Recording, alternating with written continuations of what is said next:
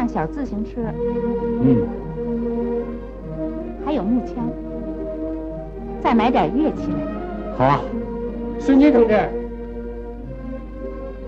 还要点什么呀？啊？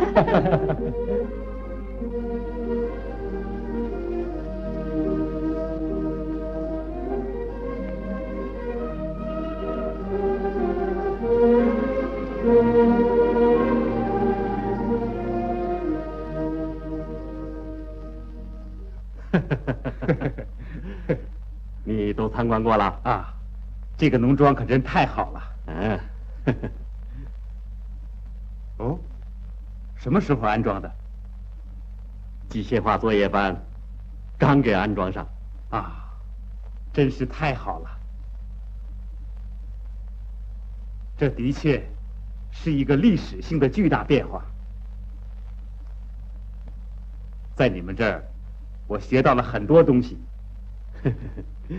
你今天就走吗？副园长同志，木头已经解决了。啊，别忘了技术课今天考试。同志，我还想访问几位同志。啊，机械化作业班班长他现在在哪儿呢？机械化作业班班长啊。啊，你怎么对他感兴趣？我听说了很多关于他的事迹。没有什么事迹，不像你所听说的那样。是吗？我可听说很生动啊。他现在不在，出车到郡里办事去了。啊，那怎么办呢？我非常想要见一见他。那你去访问一下幼儿园的负责同志，他是我们这儿的民青委员长。啊，他在哪儿？我正准备要去访问他呢。他们宣传队现在可能在地里。啊，辅石同志。啊？你陪着记者去找一找顺基。好吧。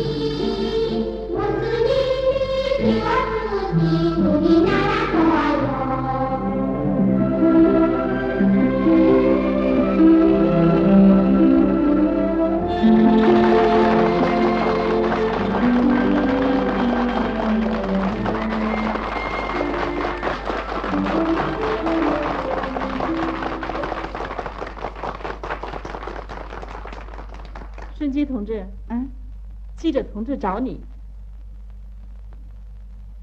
一路上辛苦了。你好，打搅您了，想和您谈谈。好。给你苹果，给你，你一个，来，你一个。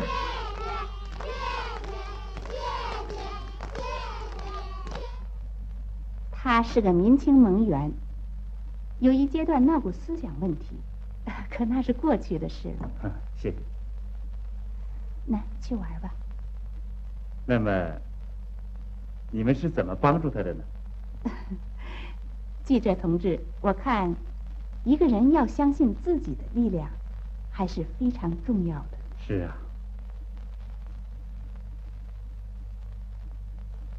种这些苹果树的时候，有些同志没想到会有今天这样丰收的景象，更想不到我们村子会变成这样。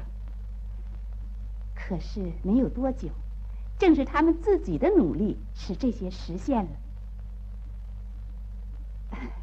秉基同志就是其中的一个。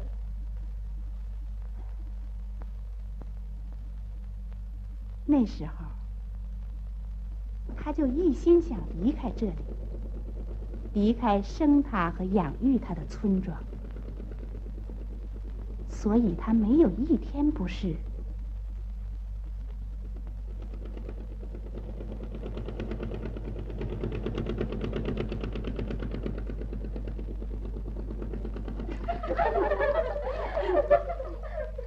昨天晚上，丙基同志没来参加技术学习会，你知道为什么吗？听说他昨天晚上因为头疼没来。我看他最近好像很不高兴的样子。听说他想离开这儿。我也听说了。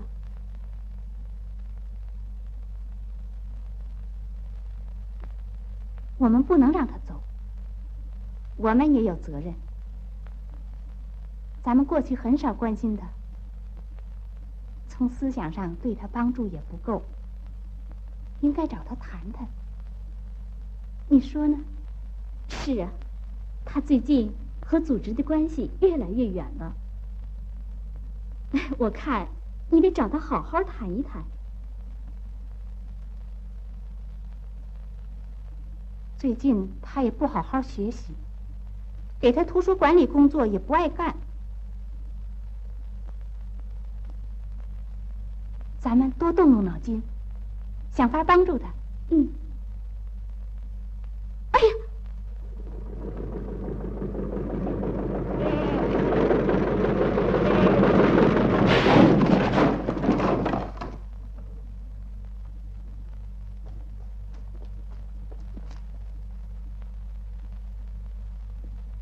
哎呀，怎么回事？出什么事了？我说，你伤着没有啊，小伙子？怎么搞的，把苗圃的帐子都撞倒了啊？就因为这只羊。你这个惹事的家伙！哎，我真不知道你要想干什么。哎呀，怎么了？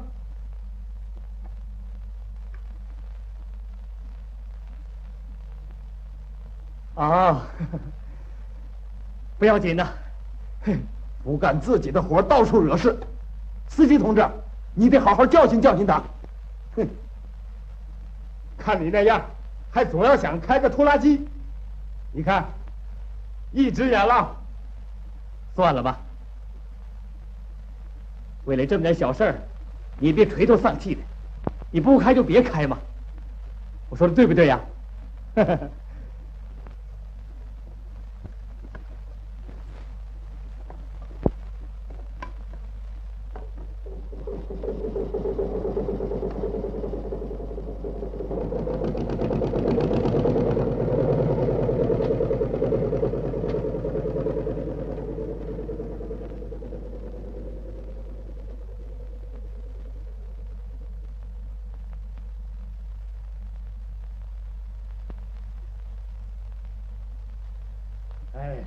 他这太能惹事了，我看呐，这回非得让他赔钱不可。哎，永山，咱们回家吧。永山，你的丙基又惹事了。什么？他开着拖拉机，把苗圃的帐子都给撞倒了。我看这回非得让他赔钱不可。你也应该好好教育教育你的儿子。申计他别发火了，还教训起人来了。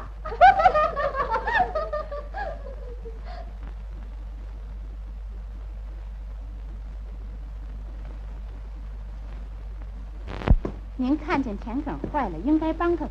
我赌上，让他在那种自己的大麦。爸爸，我说你又怎么了？爸爸，您应该好好的跟永山大叔说，不应该唠唠叨叨的责备他。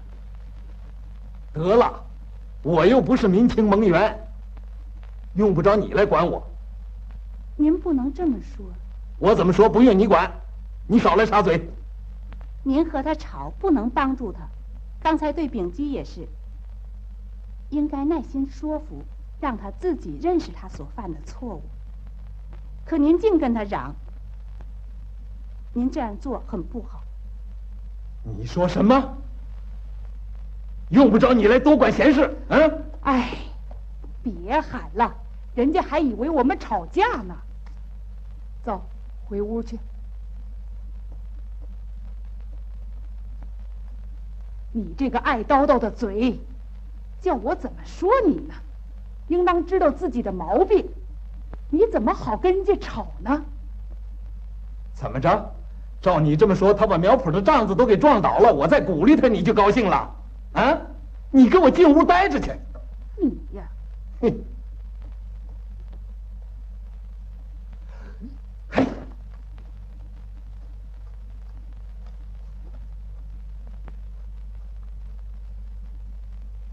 哎呦，永山大哥，庄稼事弄得可真好啊！哎，你这是什么意思啊？你这地和鸡体的是一天栽的，可你的长得绿油油的，多壮啊！嘿，我连抽袋烟的功夫都没有啊！怪辣的，抽烟还得花钱，多不合适啊！能比给辣椒铲草有意思吗？啊？你怎么这么说话呢？哎，你从作业班里回来呀？是啊。哈，哎，你没听说叫我们赔钱的事儿吗？赔钱？我儿子丙基呀，把木杖子给撞坏了啊！我听说了，大家都说啊，这回一定得让他赔钱，连上回打的那个菜缸一块儿赔。哦，一块儿赔钱？现在要是开会呀，我也提意见，得让他包赔损失啊。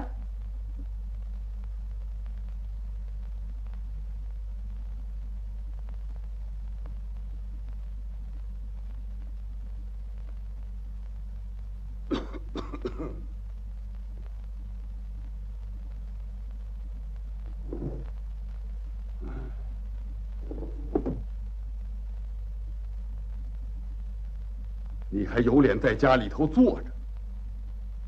哼！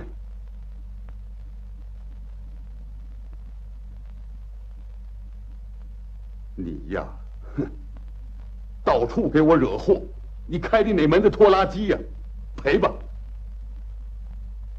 爷爷，你猜我拿的什么？我猜不着，叫你叔叔猜去。这还猜不着？你看，爸爸要回来了。哦。哦，哦，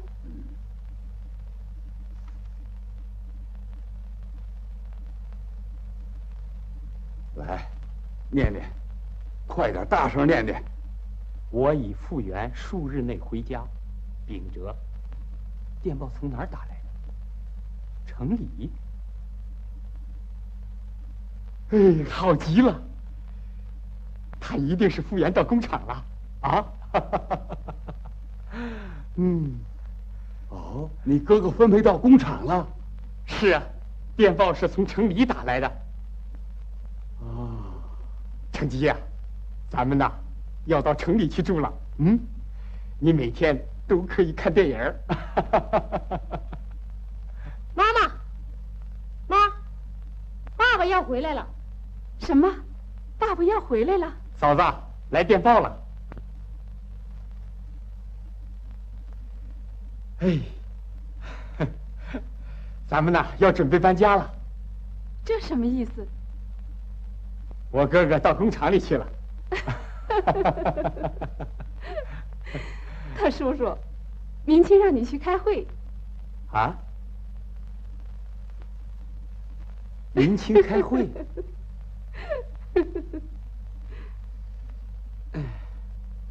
以上是本星期的工作计划。还有一件事需要讨论，那就是怎么样来帮助丙基同志。他不按分配参加劳动，工作不努力，擅自开拖拉机撞倒了木杖子。我的意见，组织上应该严肃处理。他擅自开拖拉机，撞倒了木杖子是很严重，可是进来。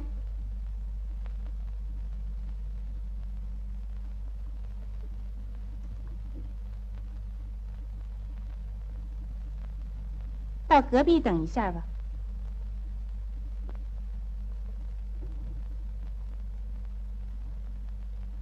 可是更严重的是，他不爱劳动，不服从组织分配，不遵守组织纪律，不接受批评。他把这次撞倒木杖子的原因都推到杨的身上，不从自己思想找原因。民青委员长同志，应该严厉的批评他，处分他，他才能改正错误。我同意。你们的意见是处分他，处分就能使他转变吗？我看咱们还是再研究一下，怎么能更好的帮助他。大家谈谈吧。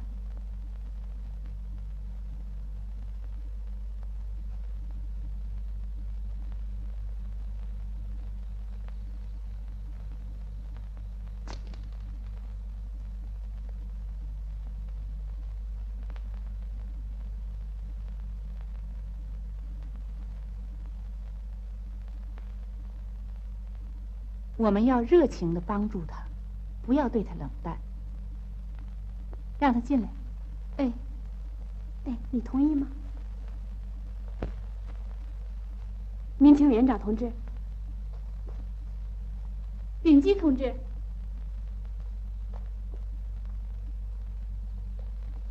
秉基同志，民青委员长他走了。真客气。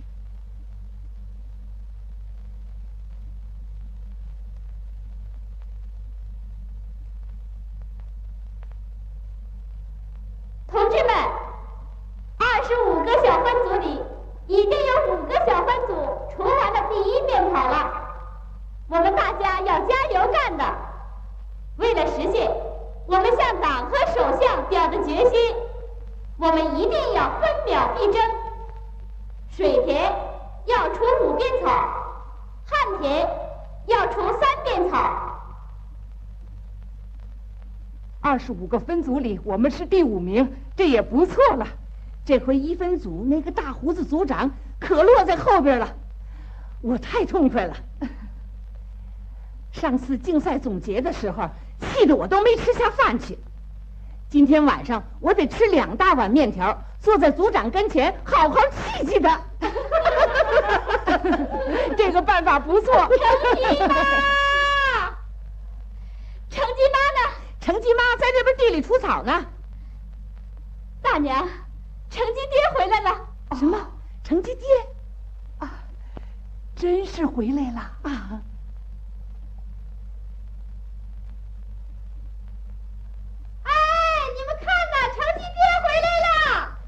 成吉爹回来了，走，咱们快看看去。哎，快点！你好，大婶。你好啊！怎么不捎个信儿就回来了？秉哲，你回来了，大叔，太好了，回来了。你们都好吧？你好。哦，这是谁呀？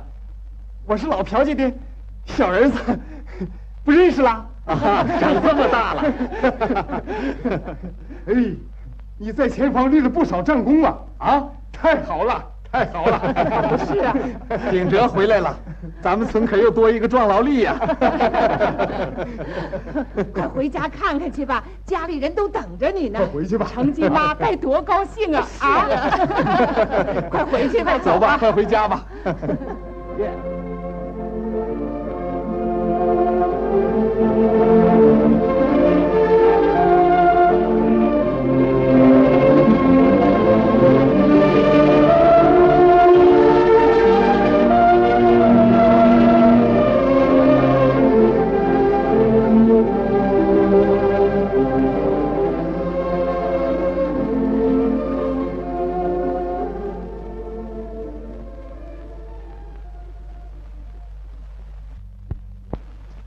是啊，是变了，咱们村的变化可真大呀！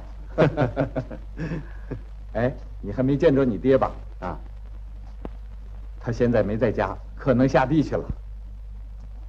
还是那个老样子，他一天从早到晚1分钟也不闲，像个蜜蜂似的，总是忙着干活，真是不怕辛苦，可勤快了。是吗？他给集体干活也挺勤快，可给自己家干起活来，连觉都不睡了。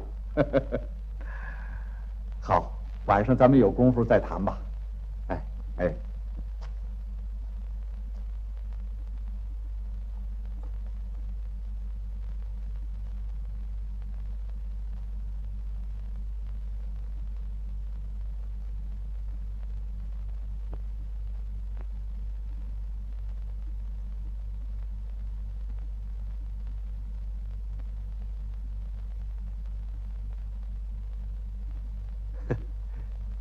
落后分子。爸爸，爸爸，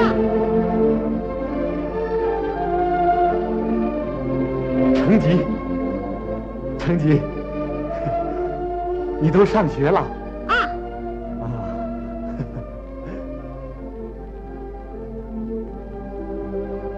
你好。你辛苦了。你在家更辛苦了。爸爸，啊？你看表扬妈妈呢。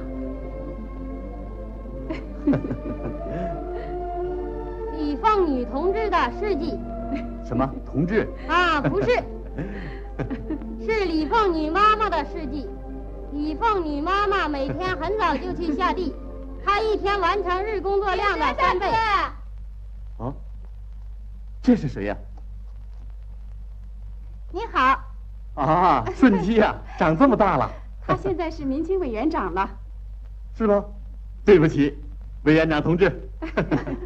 爸爸，把你帽子给我。嗯。成吉，看。我们家丙吉没有很好的参加民情组织生活吧？怎么了？啊，我相信他会变好的。顺基为他也操了不少心呢。看你大嫂，你回来我就放心了。他说你回来他就到工厂去，前几天他还说把家搬到城里去呢。我先到李委员长那儿去一下。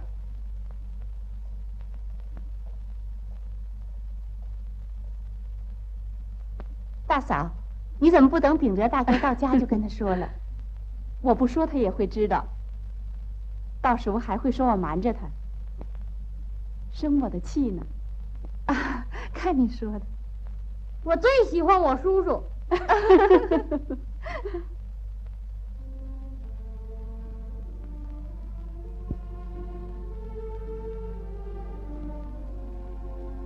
他给集体干活也挺勤快，可给自己家干起活来，连觉都不睡了。我相信他会好的。你回来我就放心了。他说你回来他就到工厂去，前几天他还说把家搬到城里去呢。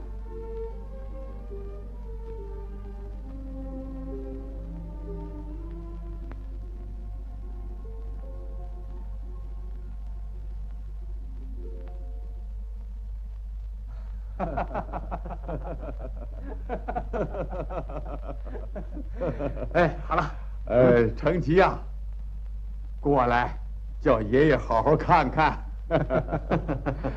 嫂子啊，成吉可真有意思。他说等他爸爸回来，他要当人民军，还让我教给他快点长大。爸爸，爸爸啊，你在部队里常看电影吗？当然常看。他是个电影迷。哼，妈妈，你看过《英雄李寿福》那个电影吗？爸爸，啊，你见过英雄李寿福吗？他真勇敢。没见过，可我知道他。成吉呀，可聪明了，知道的英雄人物事迹也多。哦，真的。等你长大了，参加人民军，也要跟英雄李寿福叔叔那样，啊？是。爸爸，啊，该开会去了。哎，我该找同学学习去了。哎，好。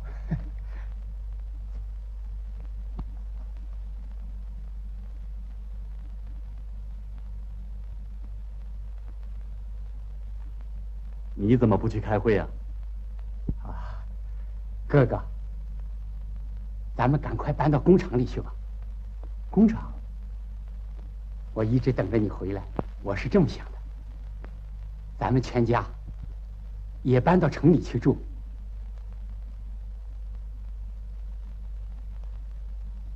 我的事儿都怨爸爸，要不是他拦着我呀，我早就不在农村了，搬到城里去，到工厂搞技术去了。丙基，你说什么？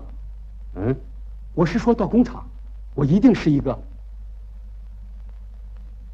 革新者。可在这儿能搞出什么名堂来呢？是这样，难怪人家议论你。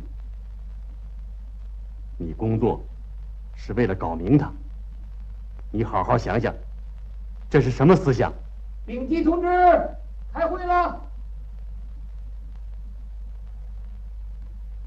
你开会去吧，别乱想了，快去吧。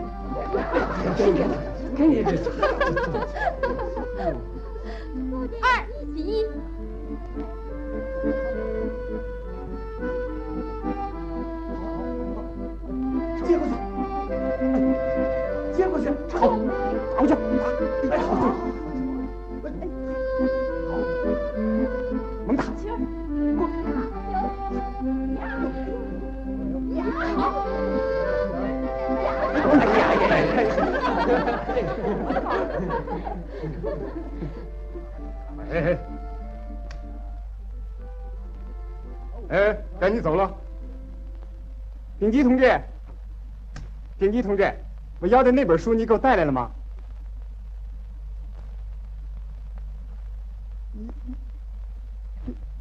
你这算什么图书管理员呢？你来了，好，开会吧。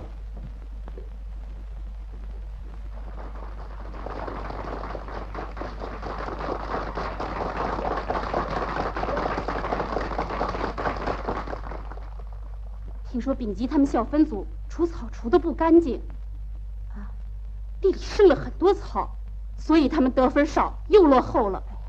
是吗？哦。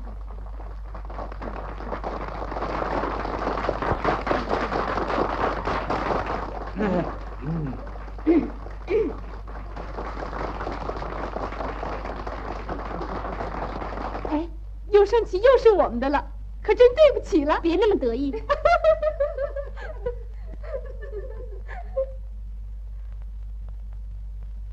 同志们，我们大家不能松劲儿啊！除草质量要提高，除草的次数也要增加呀。为了多除一遍草，我们大家一定要再加把劲儿。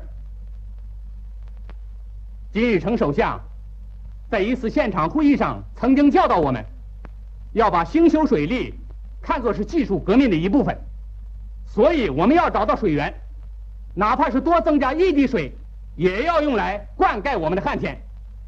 我们的粮食要增加产量，把国家的仓库都装满。到那个时候，我们才可以无愧地说，我们是农业生产战线上的红色战士。好，散会了。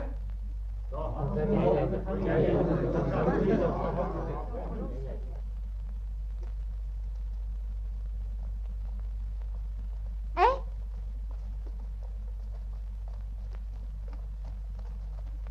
组长同志，我们的胜利可以说是没问题的，你不同意？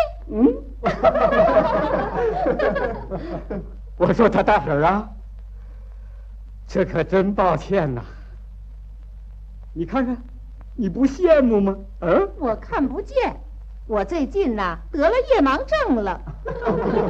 听说晚饭你吃了2大碗面条，这能消化得了吗？啊，我现在已经饿了，还得吃1大碗呢。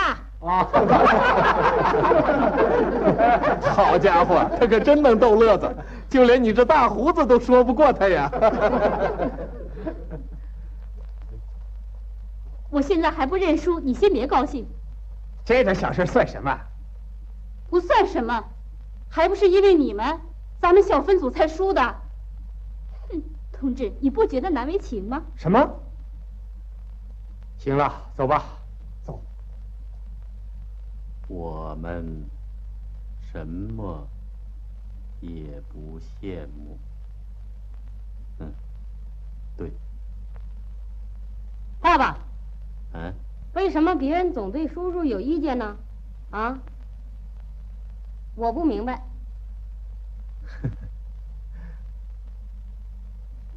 叔叔说等爸爸回来，他就要到工厂去。爸爸，你别让他去啊。嗯，你最喜欢叔叔。睡觉去吧。爸爸。啊？妈妈还说你不对呢。说什么？说你不给家里写信。快睡觉去。爸爸。又有什么事儿？爷爷的名字也登在墙报上了。登在墙报上？表扬爷爷什么了？批评爷爷耕地的时候专挑好地耕。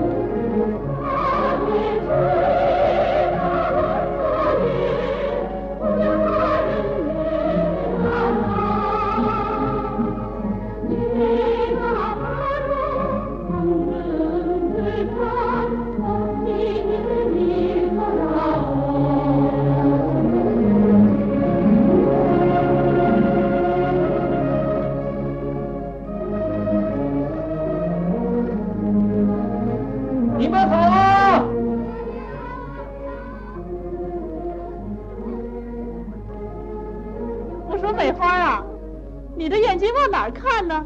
应该放在你的活上。鸽子喜欢什么呢？大豆。真气人。你哥哥像个铁人，白天黑夜的干，我真感动。可我不明白，他对你不关心，你应该主动找你哥哥去说说。他是咱们分组的组长，他说话是能够解决问题的。行了，我不想说了。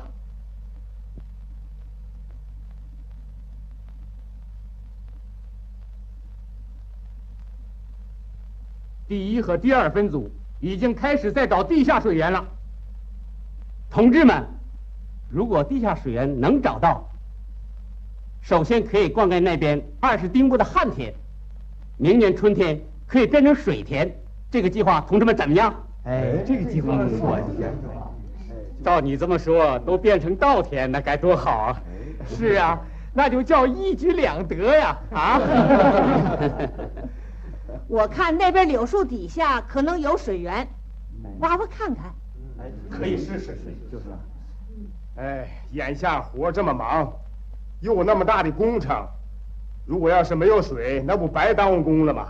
哦，哪有那么多顾虑呀？这叫做保守主义呀！哎，说的对呀，等着水自己流出来嘛，那是保守思想。永山，你在这方面是很有经验的，你得发言呐。是啊，大家有什么意见提提吧。永山大叔，快说说吧。永山呐，别写了，怎么想的就怎么说吧。我们青年人要求打冲锋，抓紧干，快找出水源来。好，对，我敢干。3分组先开会，远点。哎，顶记，你还有个魂没有啊？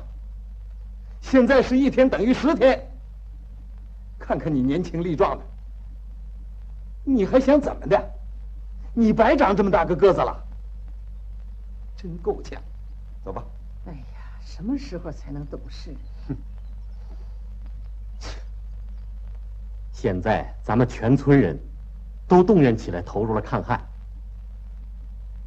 您先把园子里的活放下，别总视农自留地了。你也跟着大伙儿一块儿去打井吧。我们也为打井的事开会了。他叔叔，年轻也开会了吧？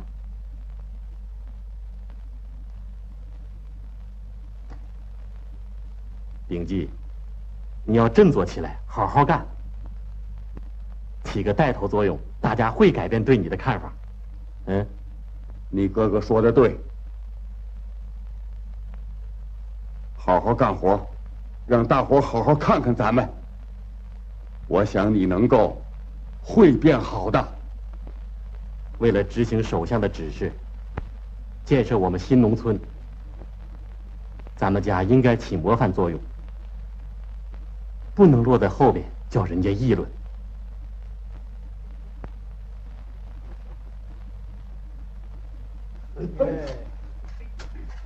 加油啊！加油啊！哎，加油干的啊！快干！快点！来，这个，快！哎，抓住了！哎呦！哎，快点干呐！你好，老爷爷。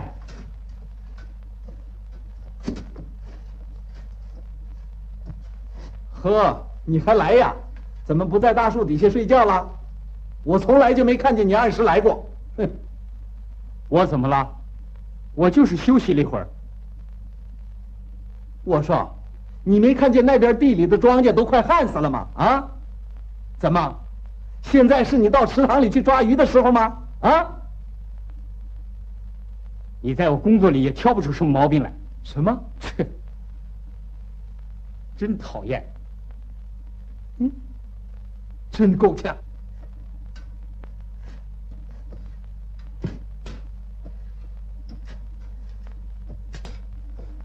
来，给我。哎，你怎么到这儿来了？我愿意在哪干就在哪干。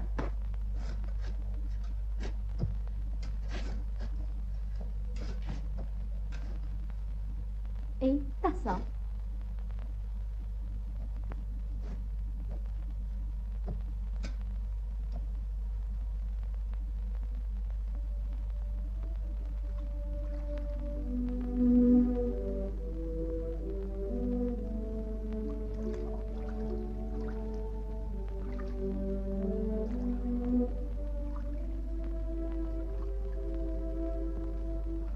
程吉他叔叔最近情绪很不好，你跟他谈谈吧。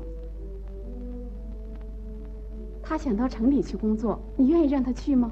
那他是怎么想的？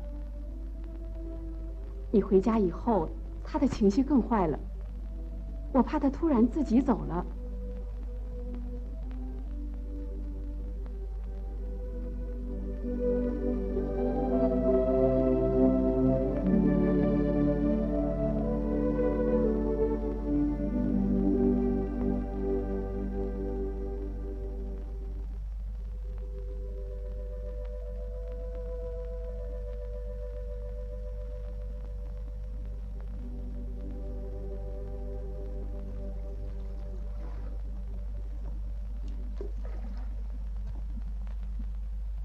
我不知道我弟弟秉基是这样不听民情组织的教育，所以我们工作开展的不好。我们希望你帮我们关心秉基同志的思想进步。面党委也非常关心他的进步。我不知道怎么办，只有把真实情况告诉您。你能告诉我这些太好了。我们共同帮助他。哎，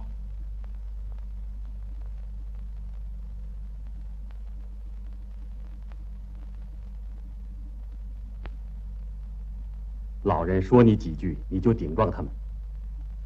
你没有完成民情组织交给你的任务，你这样多长时间了？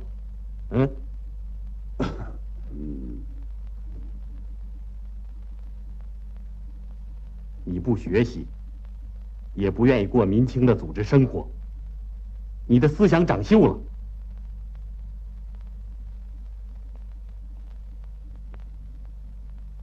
农村有多少工作等着青年去做？你的岁数也不算小了，快给你娶媳妇儿了。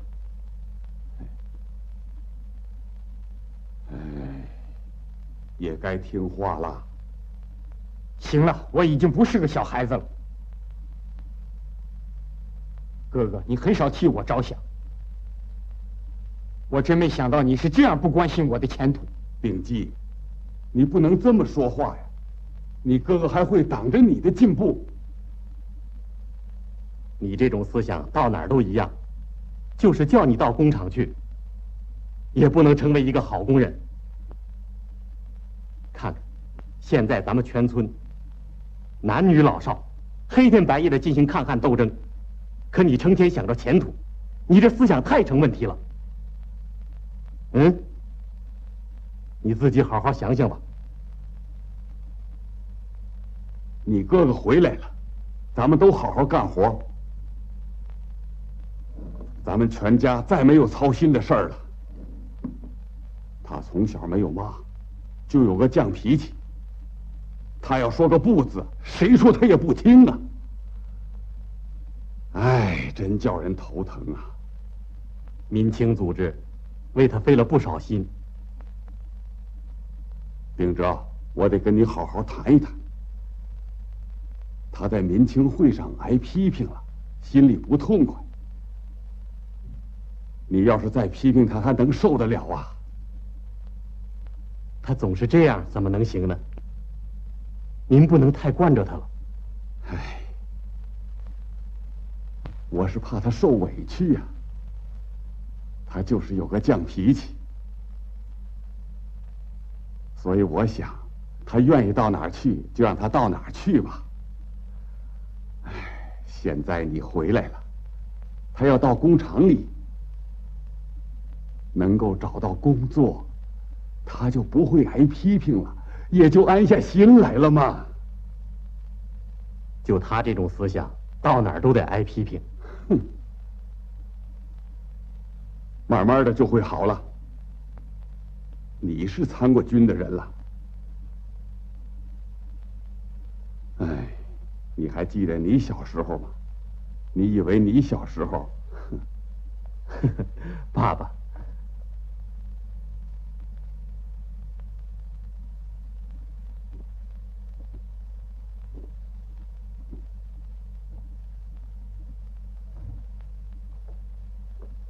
啊，是你，有事吗？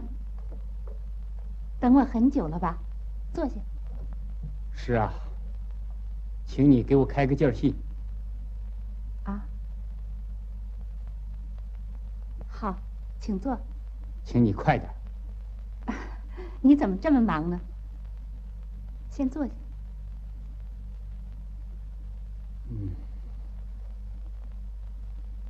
你愿意这样生活下去吗？你再想一想。可真有意思，这么多人在关心着我。哼。什么？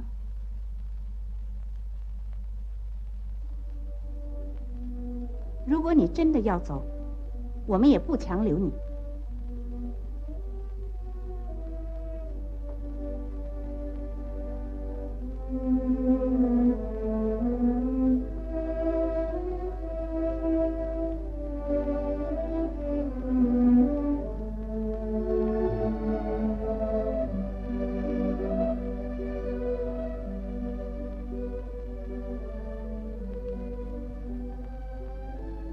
可是你要知道，无论到哪儿，我们的工厂，我们工人阶级，是不会让那不遵守纪律、不服从组织分配的人的。你说什么？你别着急，我的话还没说完。战争给我们还留下一些残疾，工作是困难的。很多工作需要去做，我们要战胜这些困难，咬咬牙一定要战斗。现在美国鬼子正找机会破坏我们的社会主义建设，我们和美国鬼子的斗争还没有结束。可是你呢？为了个人打算，总想离开战斗岗位。丙基同志，我们不能放你走，让我们在这光荣的战斗岗位上共同奋斗，攀登社会主义高峰。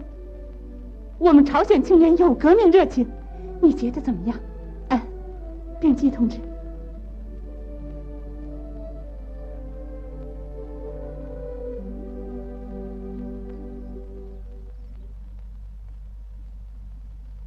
从那以后，丙基就觉悟了。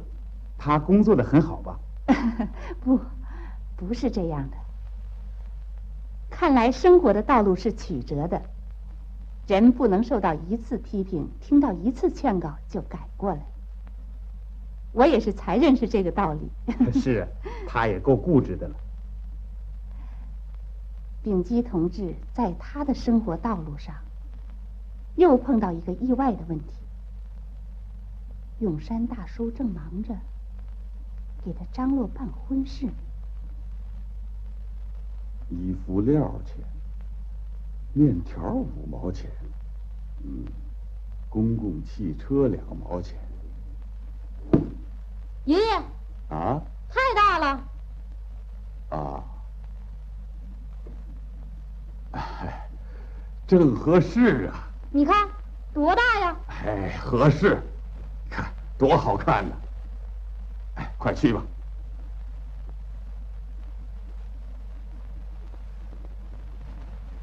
1块2毛钱，再加上1毛。哎，不对呀。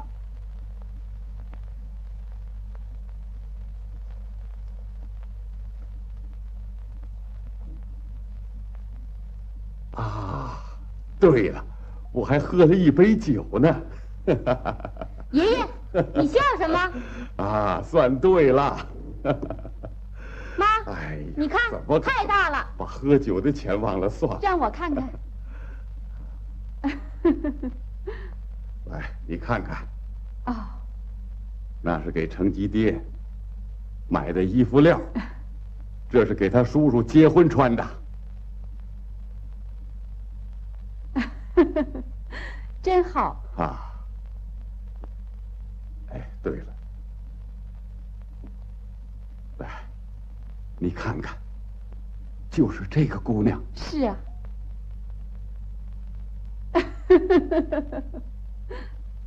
快去玩去，这没你的事儿。陈吉呀，去吧。不知他叔叔喜不喜欢？啊？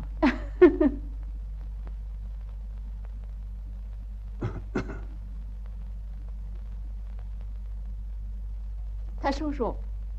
啊？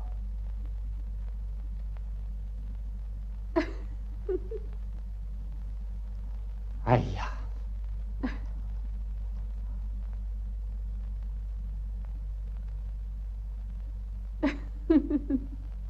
你喜欢吗？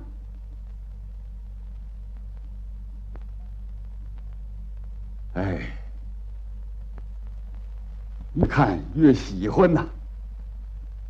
嘴唇厚说明他不爱多说话，胖说明他身体结实。听说去年他挣了600公分啊，600公分啊！哎，1个公分3公斤半米，这就是2吨多粮食，另外还有现钱。行了，您别叨叨了，我不想结婚。看样子，你想找个好看的姑娘啊？一个女人，她能劳动、孝敬父母就行啊。哼，好看的脸蛋能出大米吗？你如果要是不反对，这个月底咱们就办喜事儿，啊？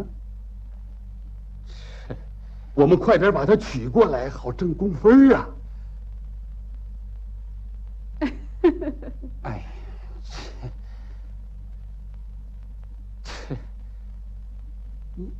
你说的什么呀？他今年多大了？比丙吉大2岁，岁数正合适。他还比他大2岁呢。成吉他奶奶就比我大2岁。过日子嘛，女人大一点还是好啊。看样子，他叔叔不大愿意。嘿，在他爸爸跟前，他能说愿意吗？我知道他不好意思说。嘿，你说对吧？等成吉爸爸回来商量商量，赶快定下来吧。来呀！哎，你干什么？你知道丙吉最近为什么听话了吗？是啊，他比过去老实多了。他要娶亲了，真可笑。哎，这有什么可笑的？哎，你想一想，他当着新媳妇的面挨批评那个样那他也不能总像现在这样挨批评啊。听说他哥哥好好把他训了一顿。听说丙吉他爹要给他娶的那个姑娘，去年挣了600公分呢。哎呀，听说呀，他还比他大2岁呢。呀，大2岁啊，那一定是永山大叔做的主。他不是看上了那个姑娘，是看上分了。是那600个公分啊，把他给吸引了。你们说这些有什么意思？怎么？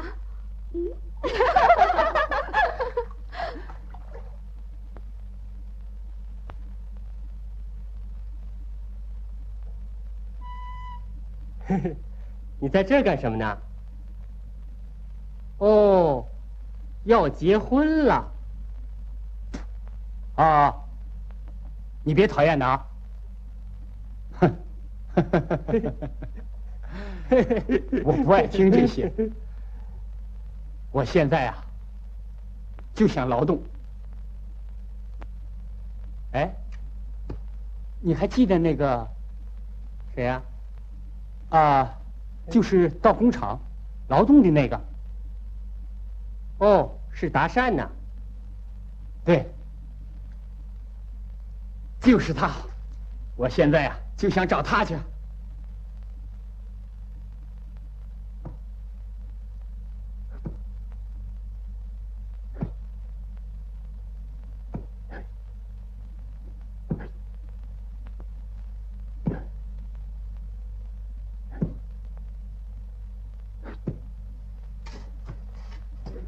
快啊！拽！好了，往上拉！好嘞，往上拉！快点，快点拽，快点拽！好好，同志们加油干呐！好，加油干！快！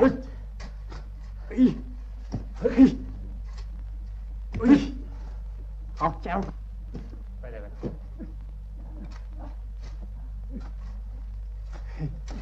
点！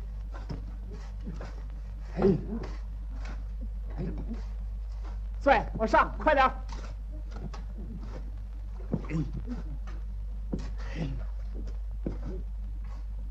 秉基又到哪儿去了？听说到郡里去了，到现在还没回来呢。他在这儿干了几天，我以为他变好了，谁知道老毛病又犯了。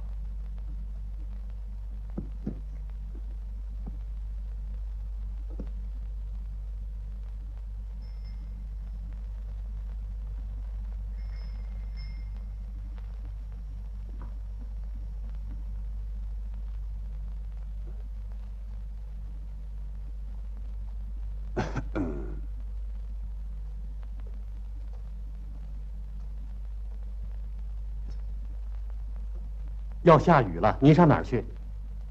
哎，不要紧的，我给牛割点草去。您别去了，我去割吧。你弟弟到哪儿去了？叫人不放心呢。啊，听说到郡里去了。哦。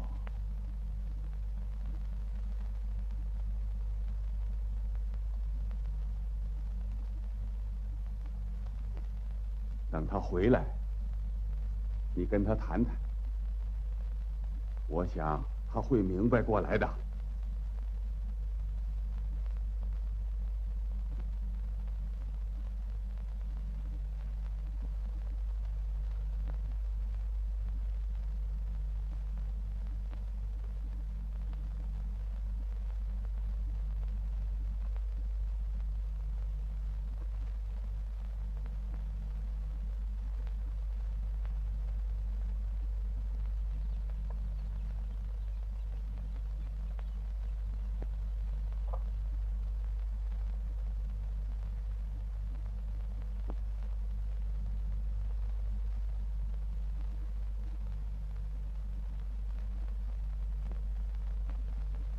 你干什么去了？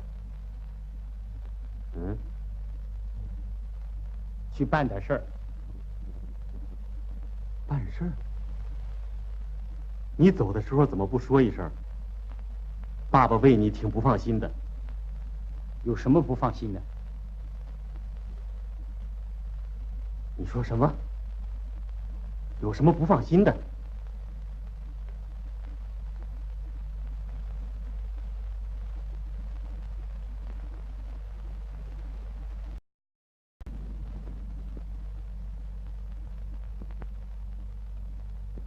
你是不是到郡里找工作去了？找工作去了。秉基，怎么能这样呢？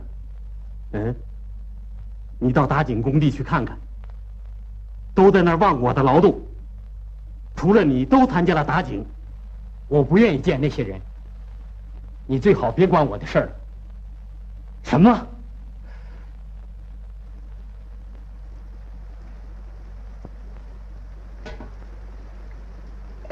你到底想干什么？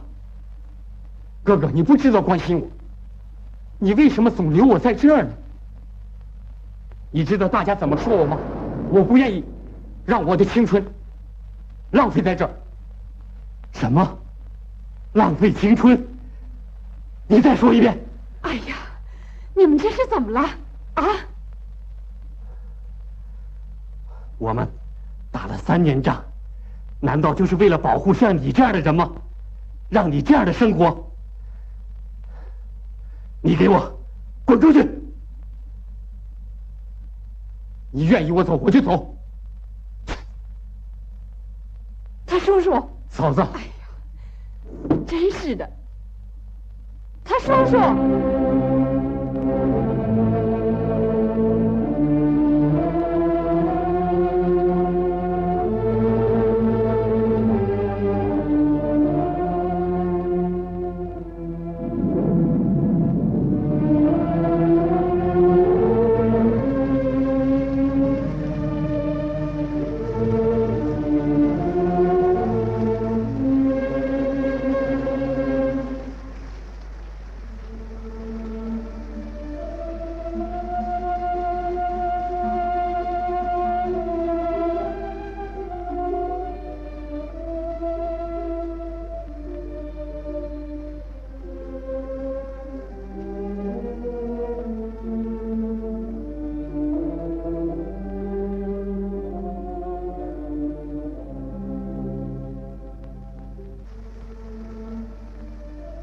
秉基，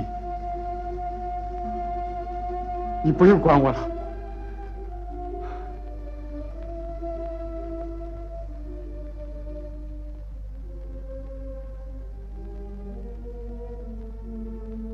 秉基，不能忘记过去呀。那些苦日子。永远不能忘记，在旧社会里，咱们家没有1寸土地，家里穷的没有饭吃。那时候，你瘦得皮包骨，饿得你哭着跟妈妈要奶吃，妈妈流着眼泪。哄你别哭，把你紧紧抱在怀里，这情景好像就在我的眼前。今天，首相分给我们土地，让我们过上幸福的生活。秉基呀，我们应该加倍努力，可你要离开这儿，这不对呀，弟弟。我想，就是死100次，也报答不了首相山一样的恩情。我错了，哥哥。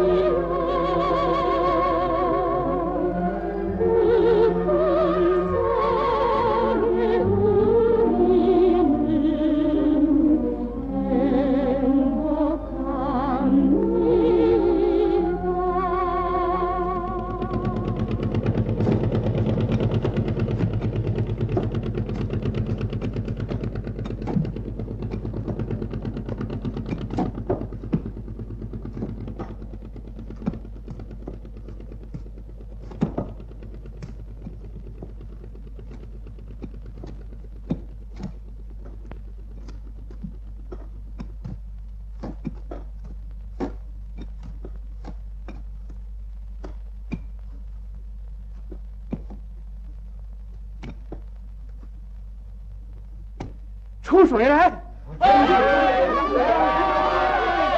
出水来！有水了，看天可以变成咸水，听爸爸，听爸爸，真凉啊！太好了，太好了，这就是水多棒啊！现在我们可以说，我们分组胜利地完成了党交给我们的任务，对吧？现在还不能这么说，等把水引到地里，旱田变成水田，增加了产量，那时候才可以说我们完成了党交给我们的任务。但是我们完成的还很不够。你说的对呀。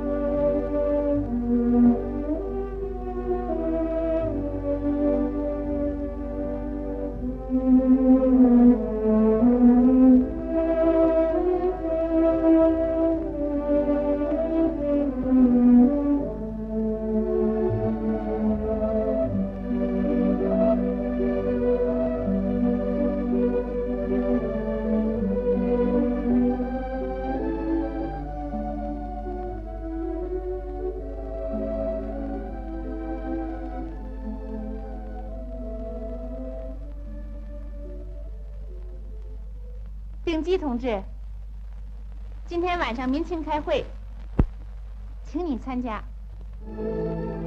让我参加？是啊。我去。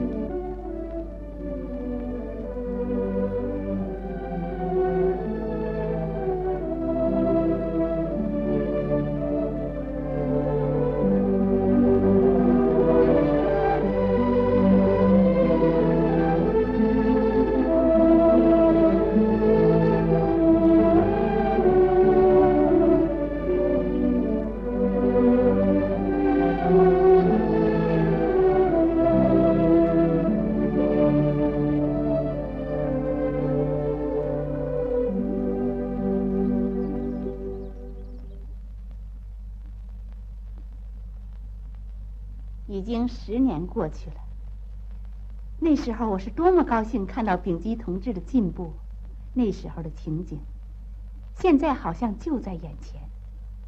您为同志的进步真没少费心。啊，我明白了，副委员长为什么让你来介绍情况啊？原来是我大哥，是副委员长介绍你来找我的。我看出来了，在您的笑声里隐藏着什么秘密。没什么。我是个记者，您不能瞒我，请谈谈吧。啊，秉基父亲操心的婚事后来怎么样了？啊，那个事儿我也不太清楚。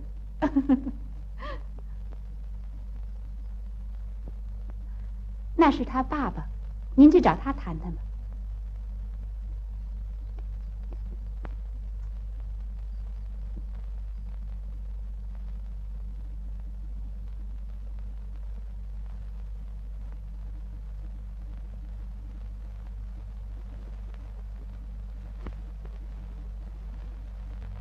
辛苦了，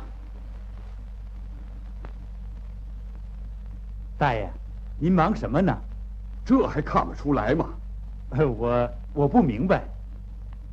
哦，哎呀，误会了。没什么。这些个树影子影响这庄稼长得不好。是啊，大爷，我是记者。哦。把你的事迹给我介绍一下吧。我的事迹？是啊。哎呀，我有什么事迹？哎，抽烟吧。同志啊，你是不是找错了人了？不是，来坐坐。大爷，我都听说了。哦，都听说了。是啊。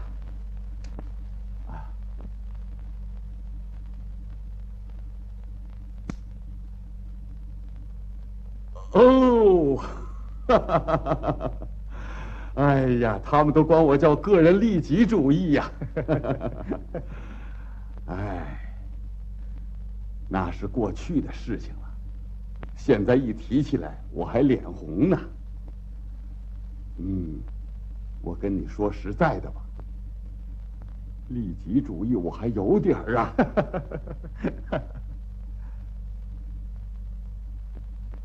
那个时候是1959年的事情了。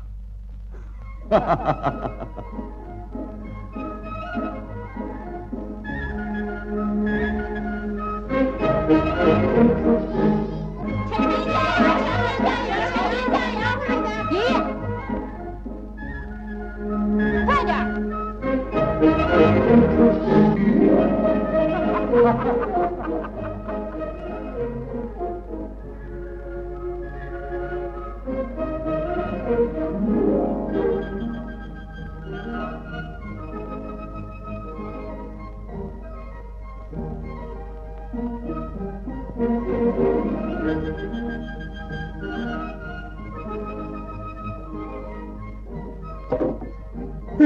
他来了，快呀，快！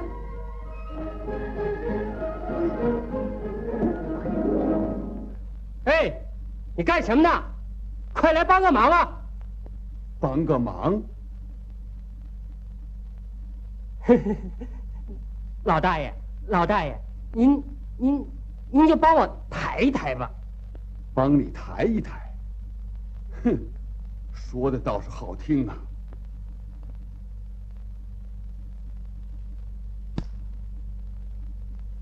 为什么砍我们家的木头？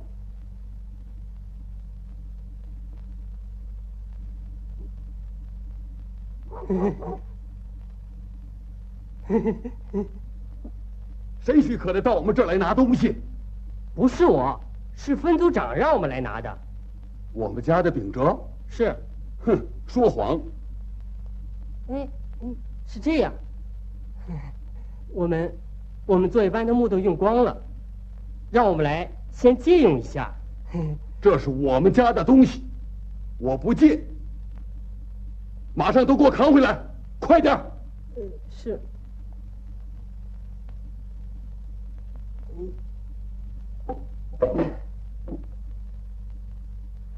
都给我扛回去。是。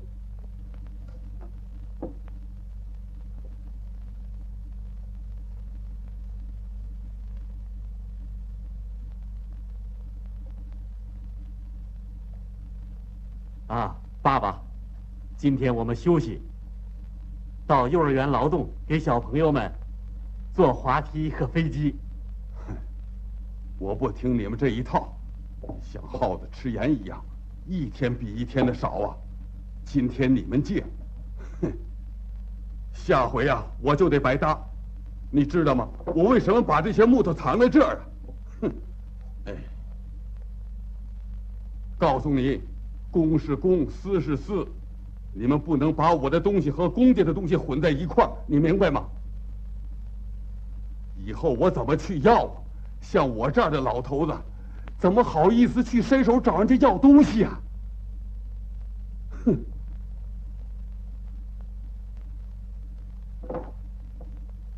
您现在也用不着，我看就给他们用用吧。别废话，你们快去干活去吧。爸爸，您不能只顾自己呀，应该互相帮助。他们急需就给他们吧。现在幼儿园做玩具缺木头，咱们也不能看着不管呢。你把家里的房柱子快给拔走了！哎呀，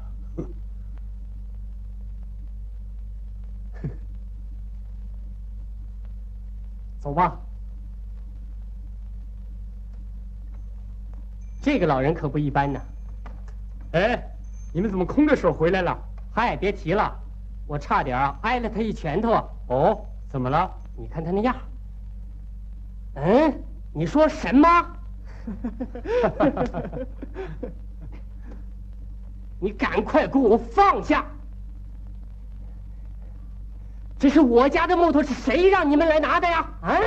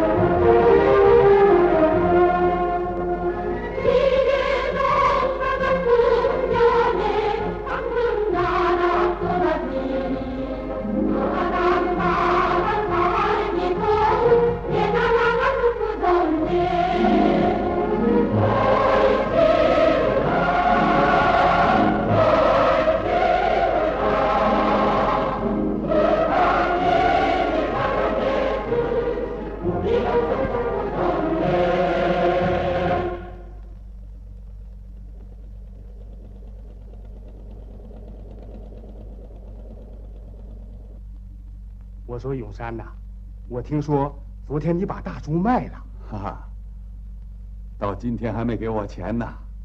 哎，我不是跟你借钱，你也不能让猪圈老空着呀。哎，快去抓个小猪吧。我昨天还买了一只。哎，听说过几天还要分呢。哎，别听那些了，快去吧，不然抱不着了。哎呀，我得快点挑一个呀，要不然我就捞不着了。哎，你给我看着点，我就去啊。嗯。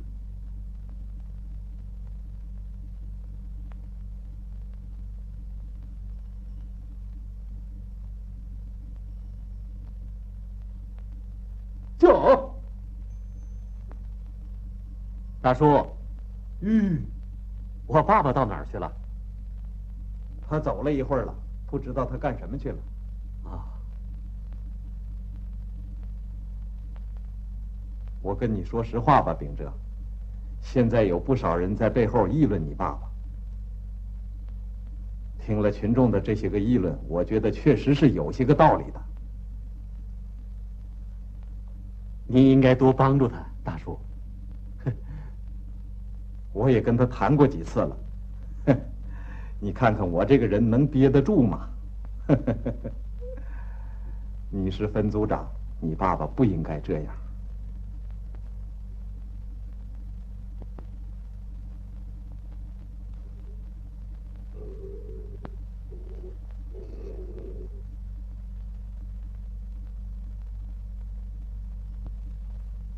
驾，秉哲，该回家了吧？您先回去吧。啊。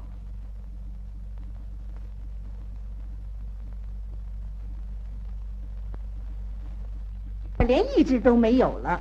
是吗？是啊。那您从这儿抱一只去吧。哎呦，那个手紧的老头子能答应啊？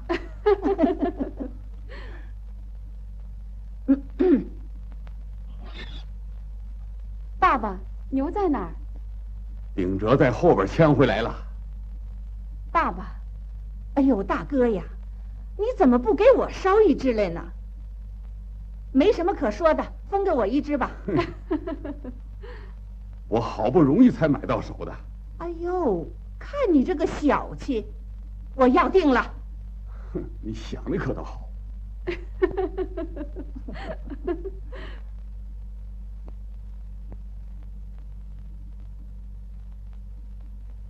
驾。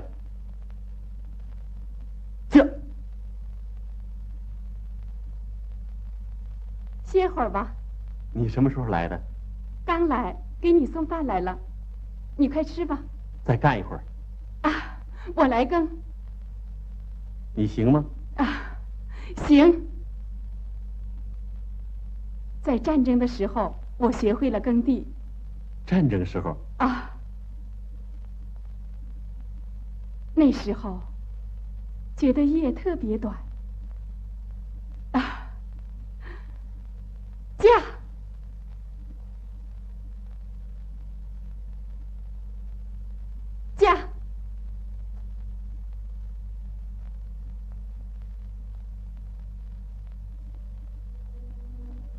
驾。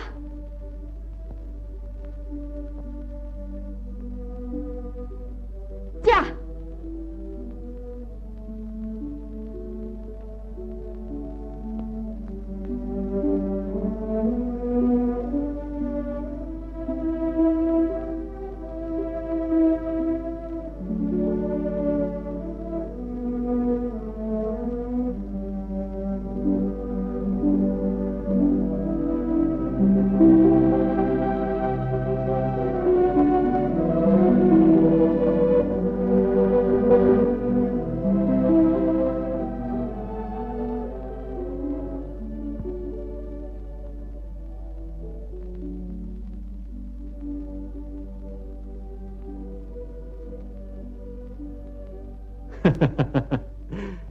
嗯，你耕的真不错，比我耕的还好呢。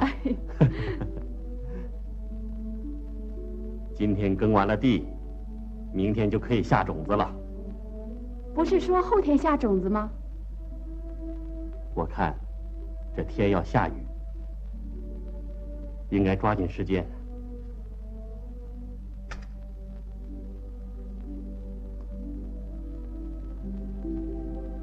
爸爸上哪儿去了？爸爸给家里买了2只小猪。为这个事儿走的。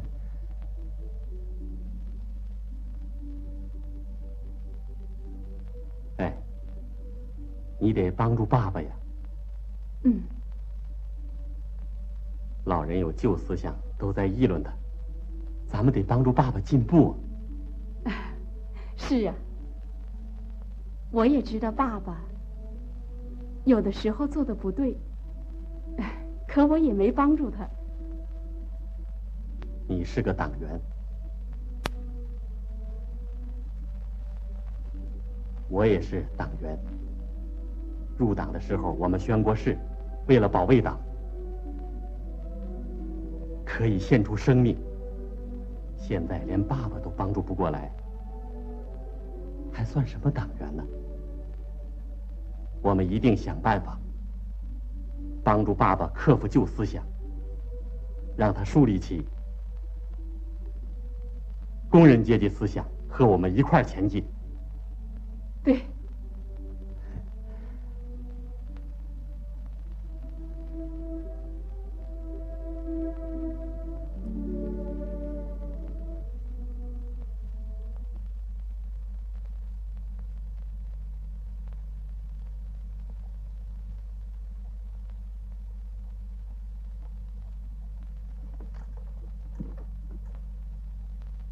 爸爸，谁把牛牵走了？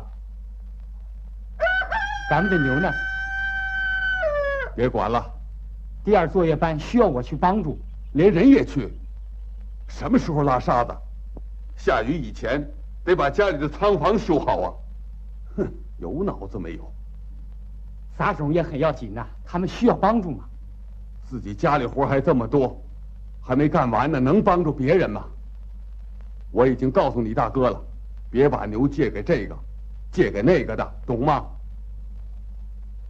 要先做自己的活。哼！哎呀，爸爸，这借牛的事儿啊，是我决定的，这也是咱们村子里的活嘛。你哥哥在哪儿呢？他在第2作业班呢。哎呀，他可真是个大忙人啊！给你。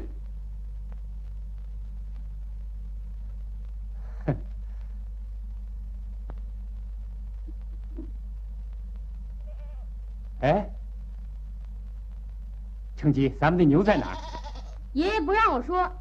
哎，你要告诉我呀，晚上看电影啊，在哪儿呢？真的？来。真的。一定了。在那边岩石后边。真的吗？真的。早上我和爷爷一起去的。啊。领我看电影去啊！早点回来。哎。啊，分组长同志。啊。给我1支毛笔。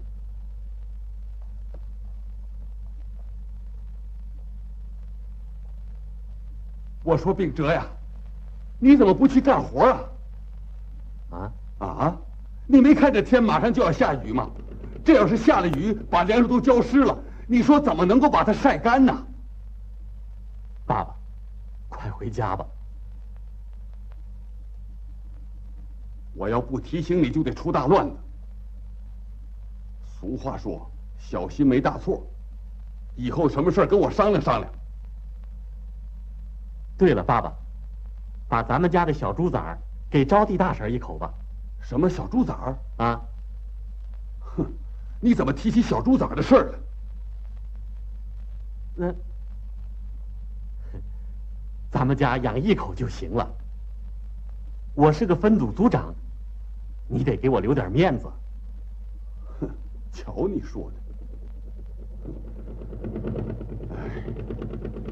我死了，把东西都拐到棺材里去啊！什么东西不往家拿，光往外运。爸爸，您知道招娣大婶是个烈属，咱们不帮助她，还叫别人去帮助她。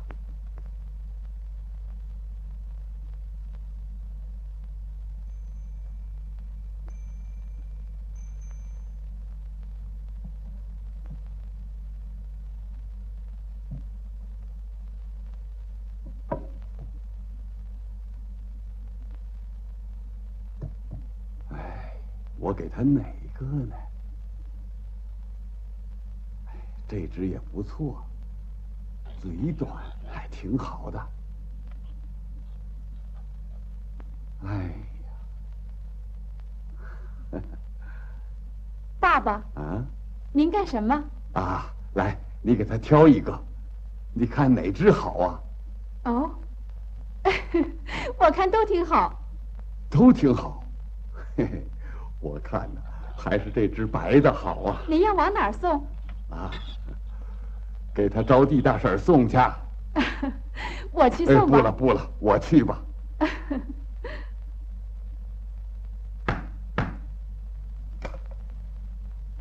修好了，抱一口去吧。好。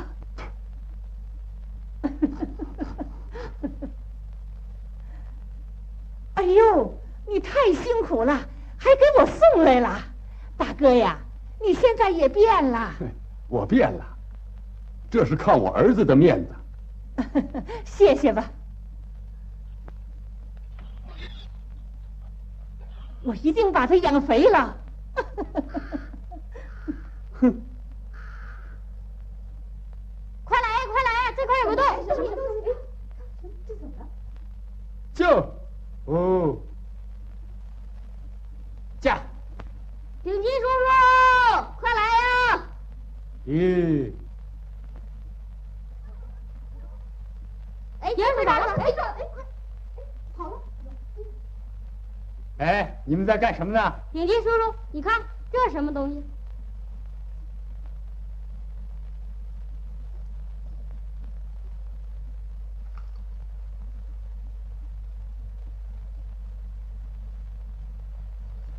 快点！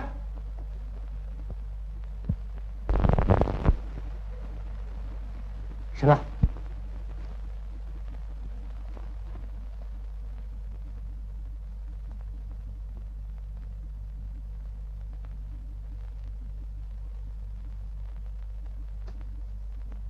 是什么？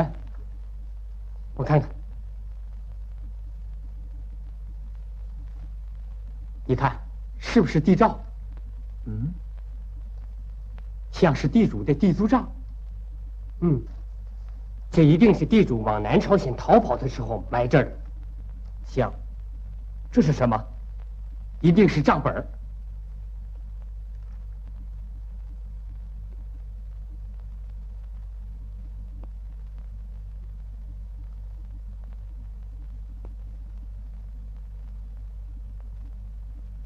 爸爸，这里还有您的名字呢。啊？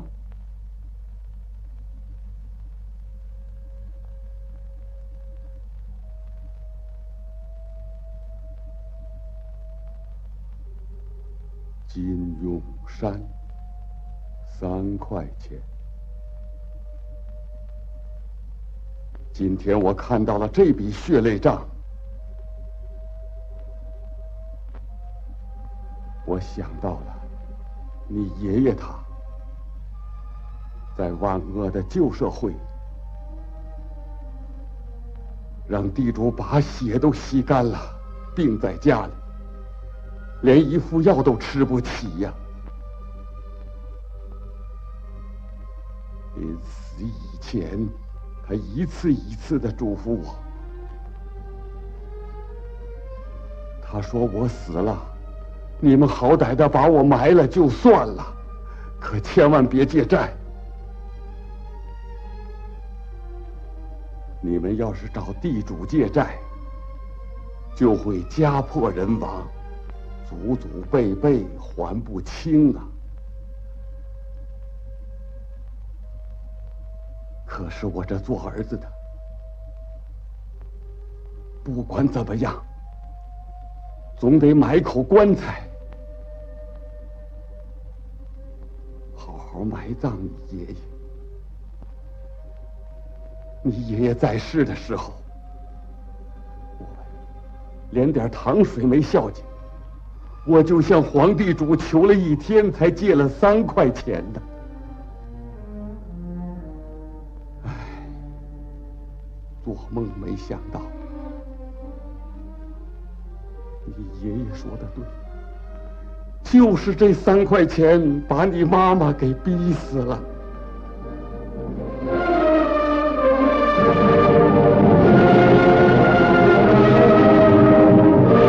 就是埋葬你爷爷那天，可恨的皇地主来到咱们家，他像个野兽一样，横行霸道的把你妈妈给带走了。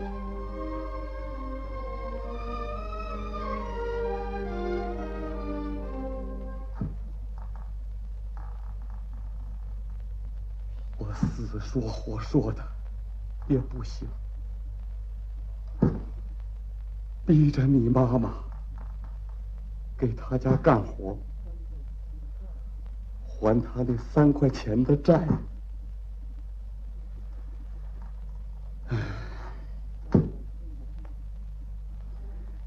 可怜的妈妈，刚生完了你弟弟，还不到20天，就背着你弟弟去给地主家倒米。当时把我的肺都要气炸了。这笔阎王债还也还不清啊！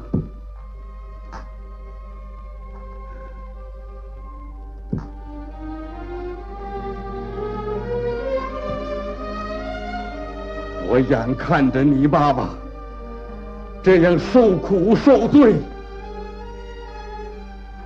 你妈妈吃不饱，脸都肿了，还得从早到晚咬着牙给皇地主家干活啊！可有什么办法？有一天，他又累又饿，实在支持不住了，他就昏过去了。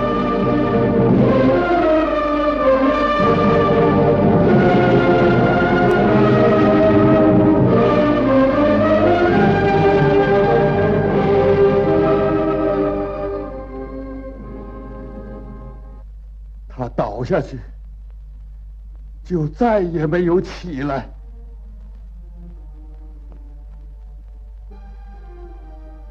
他背上还背着孩子，这孩子就是秉基。你妈妈怀着仇恨死去。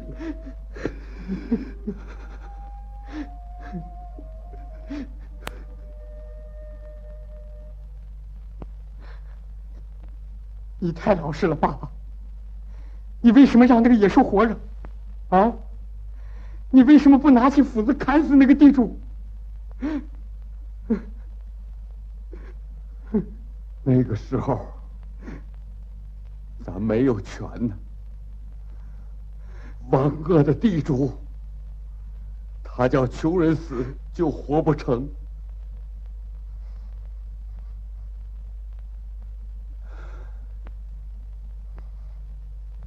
一想起旧社会，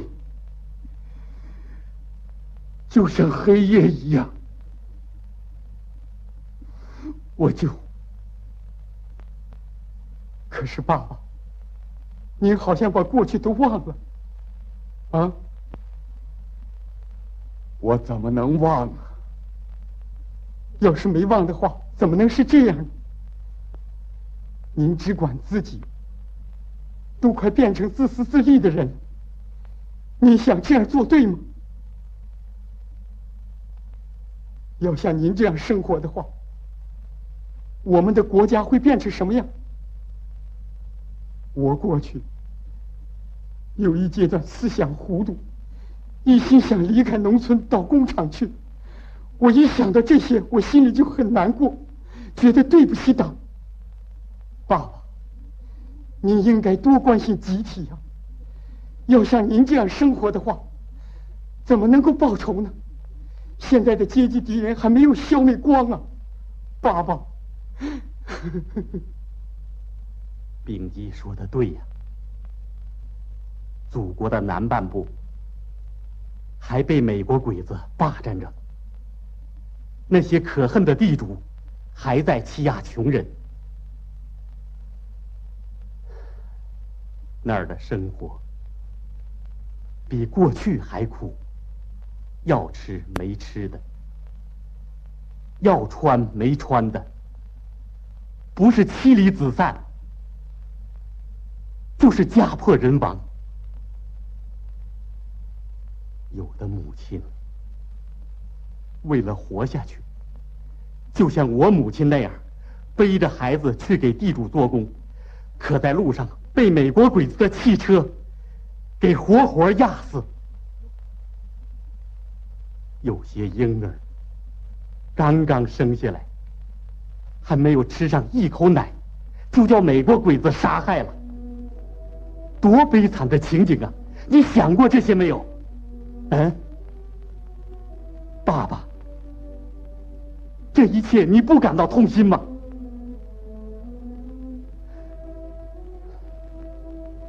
首相教导我们要团结一致，互相帮助，把我国建设的繁荣富强，才能赶走美国侵略者，解放南半部的兄弟姐妹。所以，我们应该关心集体，不能光顾自己的家呀。爸爸，我们不能忘记过去的阶级苦，我们要革命化。首先应该从我们家开始。我们家的家长是父亲，父亲走什么道路，对他的子女影响很大。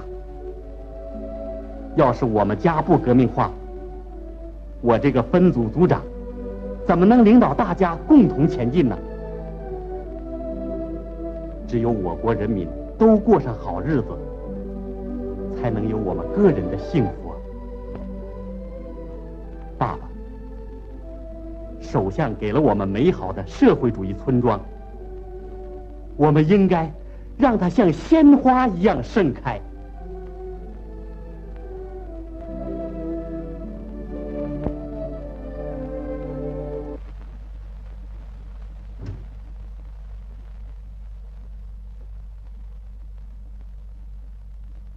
你拿的什么？委员长同志，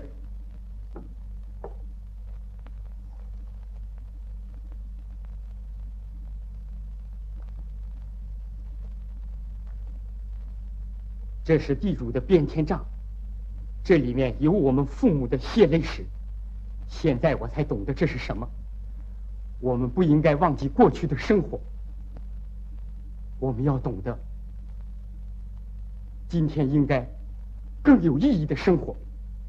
所以我建议民青组织应该向大家介绍一下我们要进行阶级教育，使我们永远不要忘记过去的阶级苦，更加热爱今天幸福的生活。你的想法非常好。我们召开一次民青盟员会，用这些给大家上一堂阶级教育课。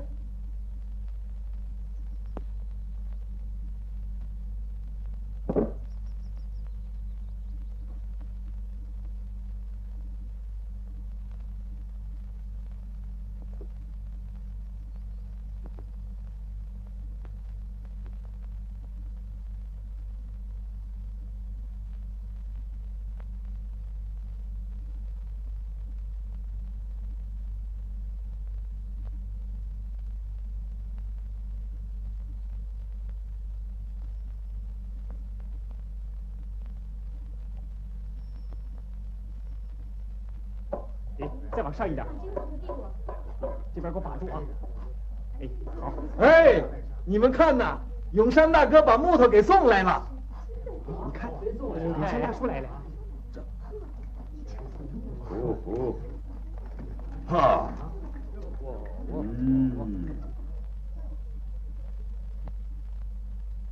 你们看什么呀？快卸车吧！大叔你好。哎。大叔，真的送来了。快抬木头吧！来了。永山大哥，哎，喝点水吧。哎。永山大哥，看这些孩子。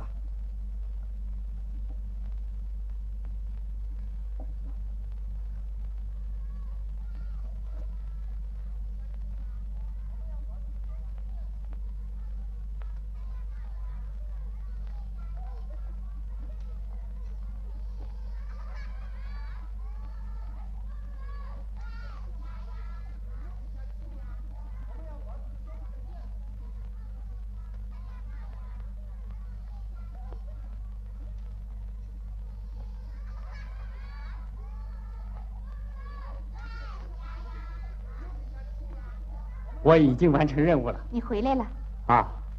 我来介绍一下，这位是记者同志，这是机械化作业班班长。我非常高兴见到你，作业班班长同志。我听说了你很多事迹，还听说了那个1年挣600公分的亲事呢。顺基，你怎么把这些都介绍给记者了呢？原来你们俩是这么个关系啊！我现在才明白，这么说你是在你妻子的教育下才进步的了啊？记者同志，你没看见吗？我在我妻子面前连动都不敢动啊！大爷来了，你好，记者同志。你看，这些可爱的孩子真好啊！首相说，他们是祖国的花朵，就让这些花朵盛开吧，盛开吧。可是，我们传给这些孩子们什么呢？我们的生活，一年比一年的好啊。可是这一切的未来都是他们的，我们要注意，不能让他们沾染上旧思想，什么利己主义呀、封建主义呀，这些个旧思想啊，在我头脑里都有点啊。所以首相亲切地教导我们农民必须尽快地实现革命化呀。我一定赶快的加油，首先搞好革命化呀！你说的对呀，我们要实行革命化，要学习首相崇高的革命意志，要成为忠于党的坚强的革命战士。不仅我们要搞革命化，而且世世代代都搞革命化。为了贯彻农村问题提纲，我们要自觉地搞好思想和文化革命。哎，对对，是啊，我们的生活一天比一天好。为了建设社会主义，我们要首先搞好思想革命，所以必须进行自身的革命化、家庭的革命化和作业班的革命化。我们要让红色鲜花在全国盛开。为了壮丽的共产主义事业，为了实现祖国的统一，我们大家要英勇奋斗啊！对对，你说的太对了。你都参观过了？是啊，这个农庄可真太好了啊！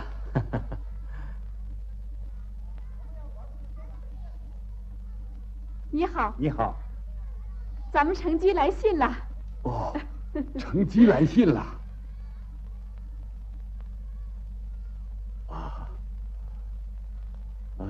这就是我当兵的孙子。是啊，真变样了。你爸爸打败了美国鬼子回来了，现在日本军国主义又想侵略我们，你要把所有的侵略者都打跑了再回来。他威武的像个英雄啊！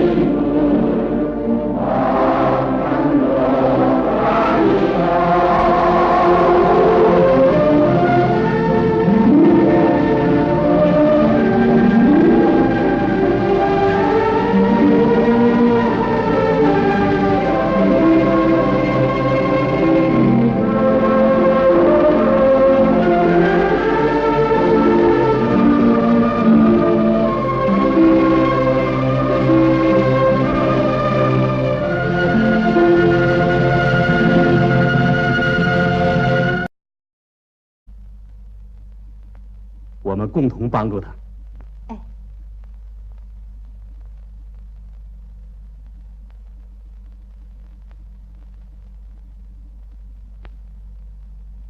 老人说你几句，你就顶撞他们。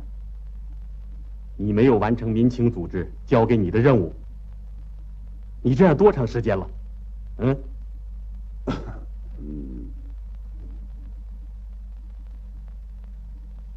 你不学习，也不愿意过民清的组织生活，你的思想长锈了。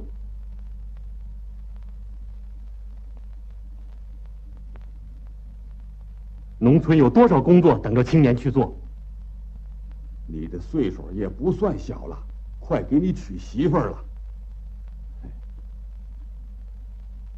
哎，也该听话了。行了，我已经不是个小孩子了。哥哥，你很少替我着想，我真没想到你是这样不关心我的前途。秉基，你不能这么说话呀！你哥哥还会挡着你的进步。你这种思想到哪儿都一样，就是叫你到工厂去，也不能成为一个好工人。看看，现在咱们全村男女老少黑天白夜的进行抗旱斗争，可你成天想着前途，你这思想太成问题了。你自己好好想想吧。你哥哥回来了，咱们都好好干活。咱们全家再没有操心的事儿了。他从小没有妈，就有个犟脾气。他要说个不字，谁说他也不听啊！哎，真叫人头疼啊！民青组织为他费了不少心。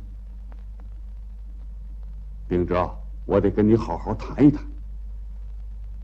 他在民青会上挨批评了，心里不痛快。你要是再批评他，还能受得了啊？他总是这样，怎么能行呢？您不能太惯着他了。唉，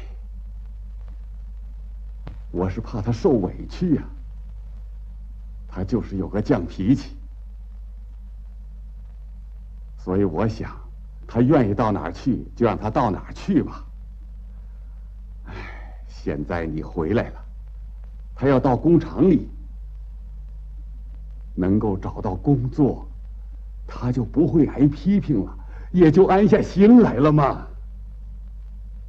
就他这种思想，到哪儿都得挨批评。哼，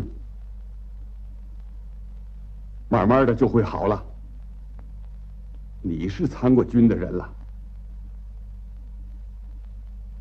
哎，你还记得你小时候吗？你以为你小时候，爸爸。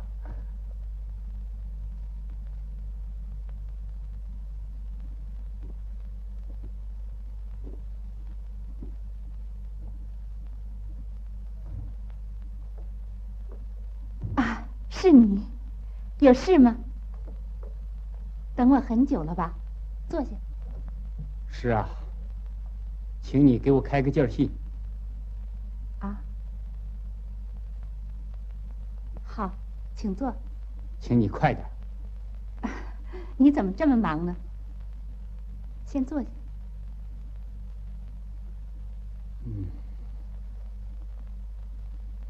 你愿意这样生活下去吗？你再想一想。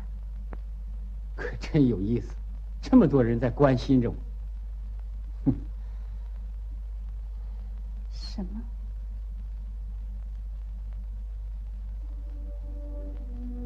如果你真的要走，我们也不强留你。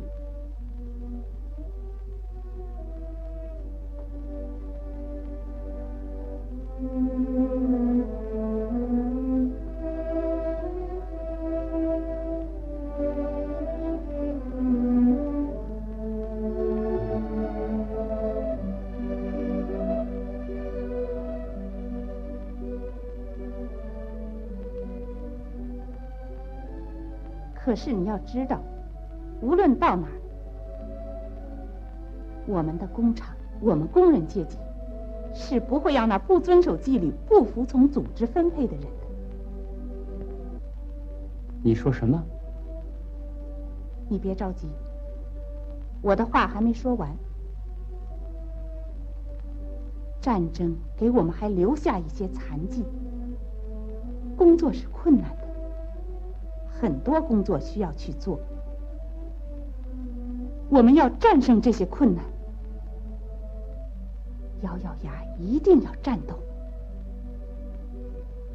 现在美国鬼子正找机会破坏我们的社会主义建设，我们和美国鬼子的斗争还没有结束。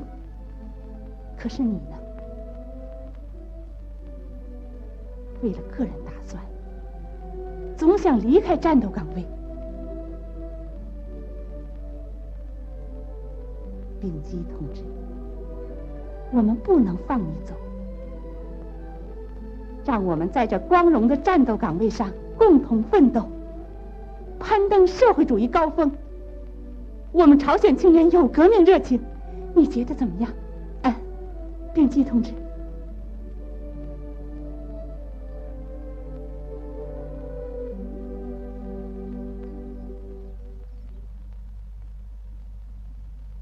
从那以后，丙基就觉悟了，他工作的很好吧？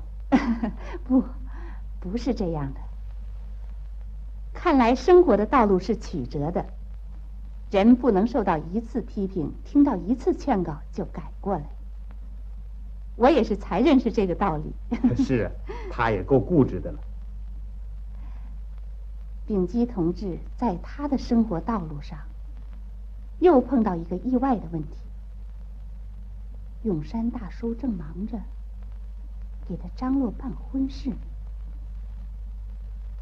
衣服料钱，面条5毛钱，公共汽车2毛钱。爷爷啊？太大了。啊。哎，正合适啊。你看多大呀？哎，合适，看多好看呢！哎，快去吧。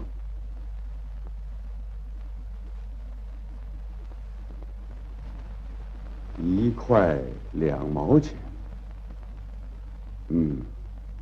再加上1毛。哎，不对呀。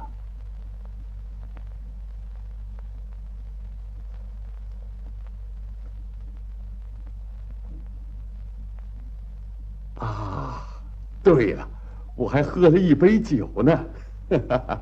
爷爷，你笑什么？啊，算对了。妈，哎呀，你看，太大了，把喝酒的钱忘了算。让我看看。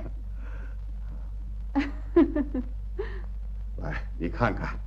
哦，那是给成吉爹买的衣服料，这是给他叔叔结婚穿的。真好啊！哎，对了，来，你看看，就是这个姑娘。是啊。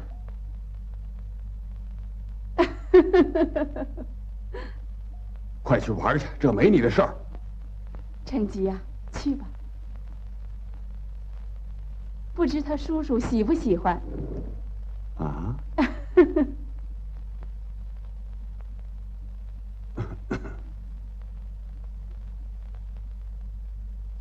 他叔叔。啊？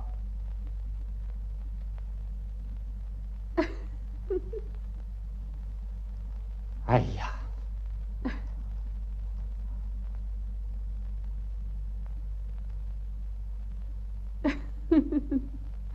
你喜欢吗？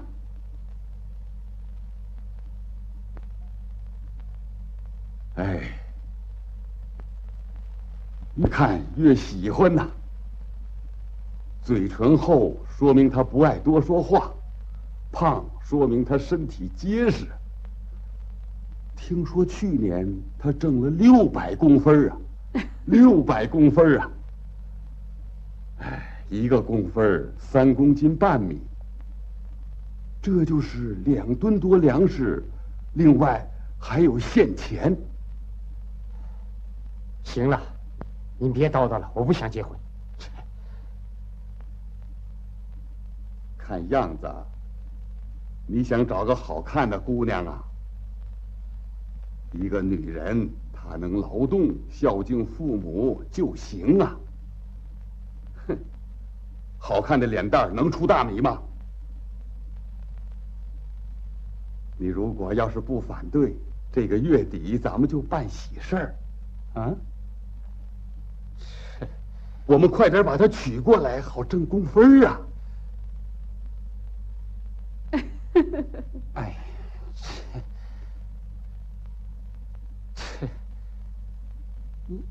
你说的什么呀？他今年多大了？比丙吉大2岁，岁数正合适。他还比他大2岁，耐心说服，让他自己认识他所犯的错误。可您净跟他嚷，您这样做很不好。你说什么？用不着你来多管闲事，嗯？哎，别喊了，人家还以为我们吵架呢。走，回屋去。你这个爱叨叨的嘴，叫我怎么说你呢？应当知道自己的毛病，你怎么好跟人家吵呢？怎么着？照你这么说，他把苗圃的帐子都给撞倒了，我再鼓励他，你就高兴了？啊？你给我进屋待着去！你呀，哼！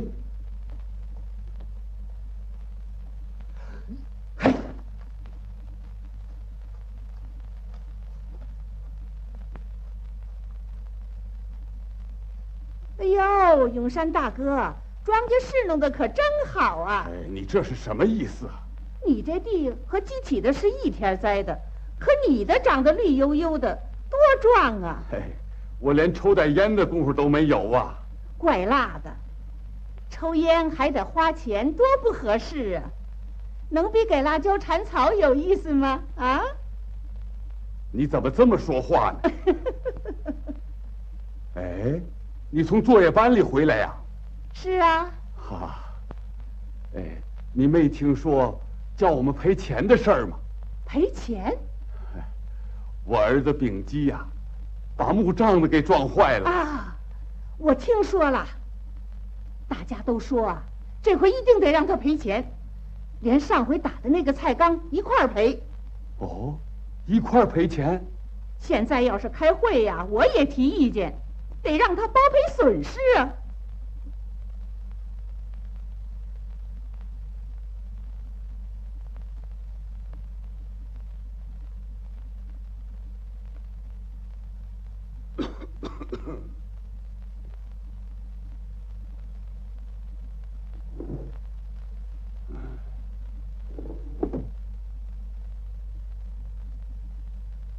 你还有脸在家里头坐着？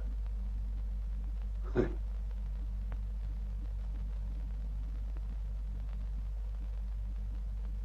你呀，哼，到处给我惹祸！你开的哪门子拖拉机呀？赔吧！爷爷，你猜我拿的什么？我猜不着，叫你叔叔猜去。这还猜不着？你看，爸爸要回来了。哦。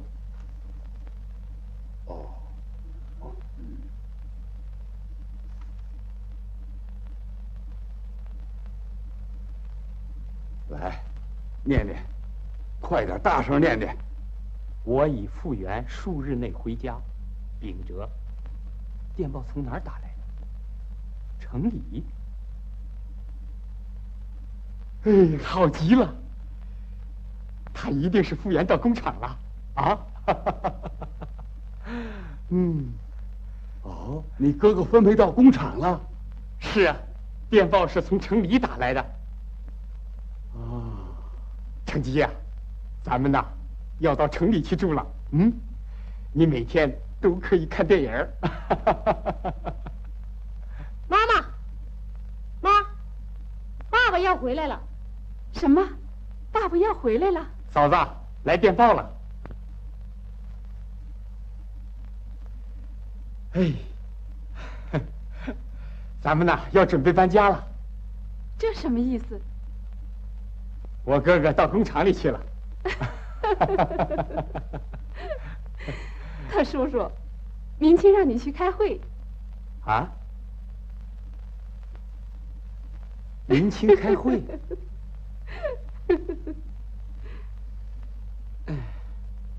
以上是本星期的工作计划。还有一件事需要讨论，那就是怎么样来帮助丙基同志。他不按分配参加劳动，工作不努力，擅自开拖拉机撞倒了木杖子。我的意见，组织上应该严肃处理。他擅自开拖拉机，撞倒了木杖子是很严重，可是，进来。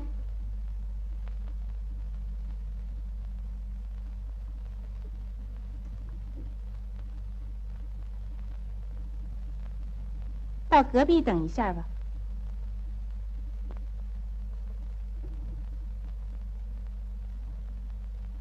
可是更严重的是，他不爱劳动，不服从组织分配，不遵守组织纪律，不接受批评。他把这次撞倒木杖子的原因都推到杨的身上，不从自己思想找原因。民青委员长同志，应该严厉的批评他，处分他，他才能改正错误。我同意。你们的意见是处分他，处分就能使他转变吗？我看咱们还是再研究一下，怎么能更好的帮助他。大家谈谈吧。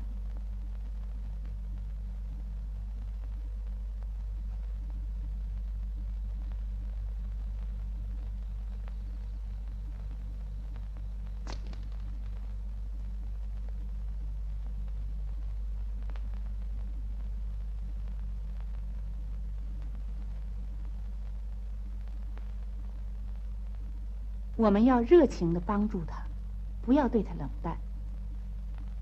让他进来。哎，你同意吗？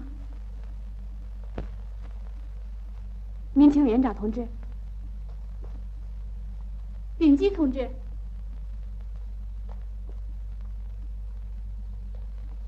秉基同志，民情委员长他走了，真客气。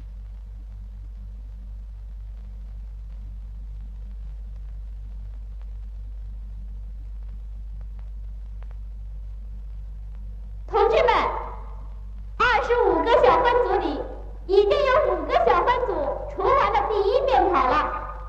我们大家要加油干的。为了实现我们向党和首相表的决心，我们一定要分秒必争。水田要除5遍草，旱田要除3遍草。25个分组里，我们是第5名，这也不错了。这回1分组那个大胡子组长可落在后边了，我太痛快了。上次竞赛总结的时候，气得我都没吃下饭去。今天晚上我得吃2大碗面条，坐在组长跟前好好气气他。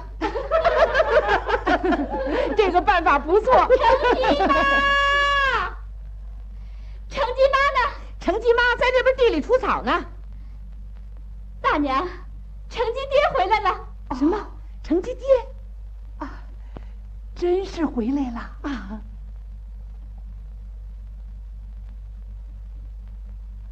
哎，你们看呐，成绩爹回来了！成绩爹回来了，走，咱们快看看去。哎，快点！你好，大婶。你好啊！哎呀，怎么不捎个信儿就回来了？秉哲，你回来了，大叔，太好了，回来了，你们都好吧？你好。哦，这是谁呀？我是老朴家的小儿子，不认识啦？啊，长这么大了。哎，你在前方立了不少战功啊！啊，太好了，太好了！是啊，秉哲回来了，咱们村可又多一个壮劳力呀！快回家看看去吧，家里人都等着你呢。快回去吧，成绩妈该多高兴啊！啊，快回去吧，走吧，快回家吧。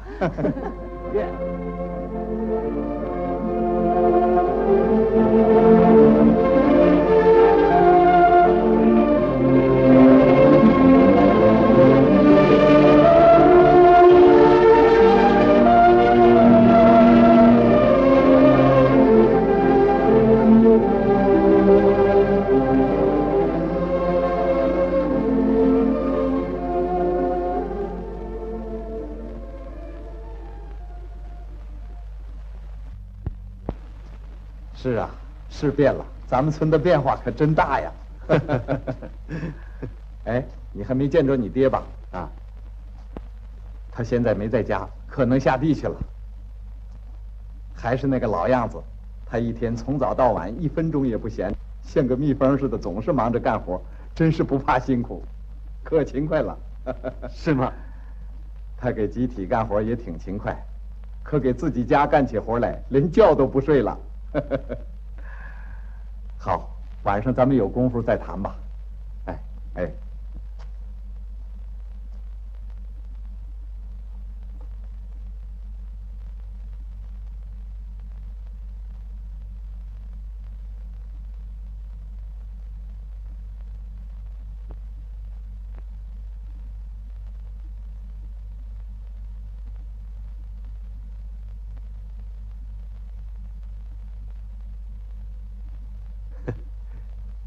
落后分子。爸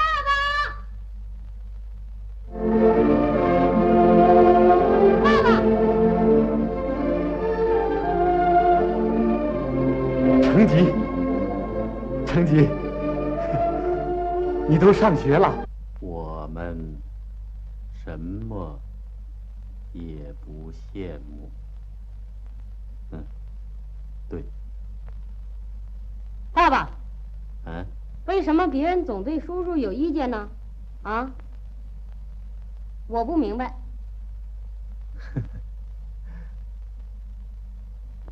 叔叔说等爸爸回来，他就要到工厂去。爸爸，你别让他去啊。嗯，你最喜欢叔叔。睡觉去吧。爸爸。啊？妈妈还说你不对呢。说什么？说你不给家里写信。快睡觉去。爸爸。又有什么事儿？爷爷的名字也登在墙报上了。登在墙报上？表扬爷爷什么了？批评爷爷耕地的时候专挑好地耕。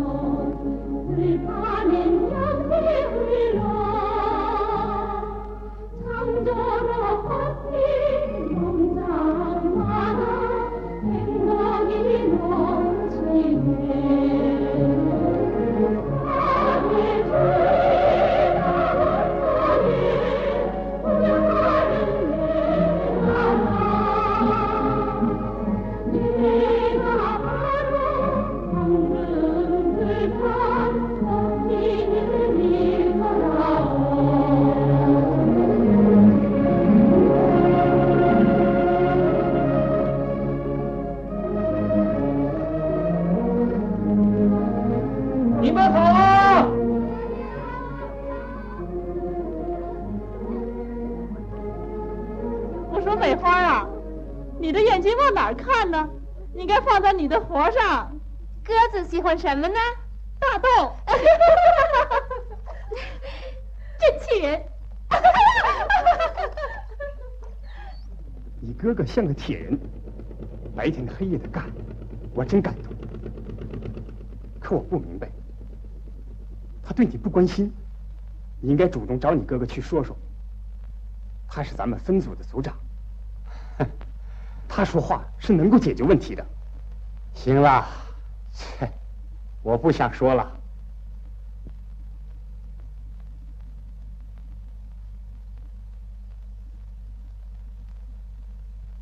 第1和第2分组已经开始在找地下水源了。同志们，如果地下水源能找到，首先可以灌溉那边20丁步的旱田，明年春天可以变成水田。这个计划，同志们怎么样？哎，这个计划不错。照你这么说，都变成稻田，那该多好啊！是啊，那就叫一举两得呀！啊！我看那边柳树底下可能有水源，挖挖看看。可以试试，就是。哎，眼下活这么忙，又那么大的工程，如果要是没有水，那不白耽误工了吗？哦，哪有那么多顾虑呀？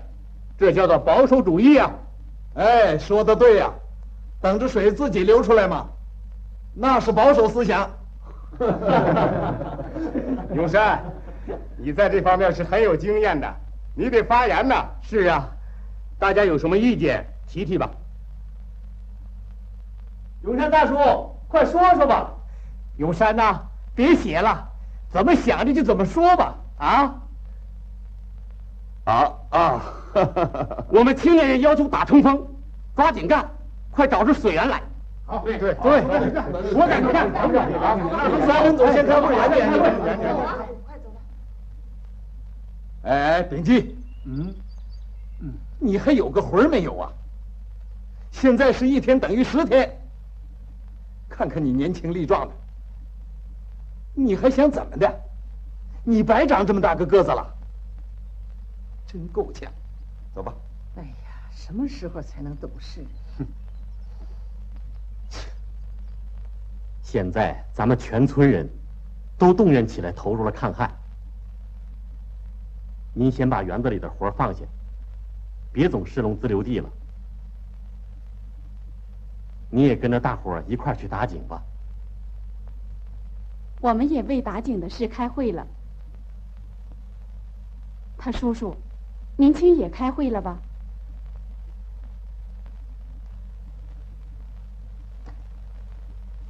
秉基，你要振作起来，好好干，起个带头作用，大家会改变对你的看法。你哥哥说的对，好好干活，让大伙好好看看咱们。我想你能够会变好的。为了执行首相的指示，建设我们新农村，咱们家应该起模范作用，不能落在后边叫人家议论。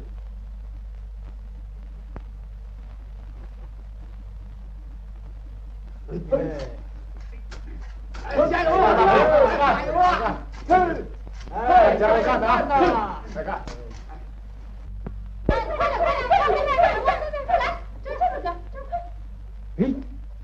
哎，抓住了！哎呦！哎，快点干呐！你好，老爷爷。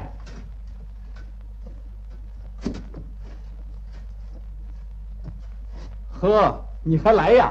怎么不在大树底下睡觉了？我从来就没看见你按时来过。哼，我怎么了？我就是休息了一会儿。我说，你没看见那边地里的庄稼都快旱死了吗？啊？怎么？现在是你到池塘里去抓鱼的时候吗？啊？你在我工作里也挑不出什么毛病来。什么？切，真讨厌。真够呛。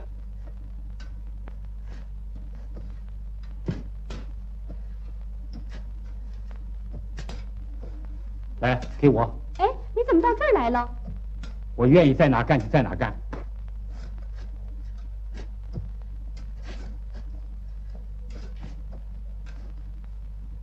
哎，大嫂。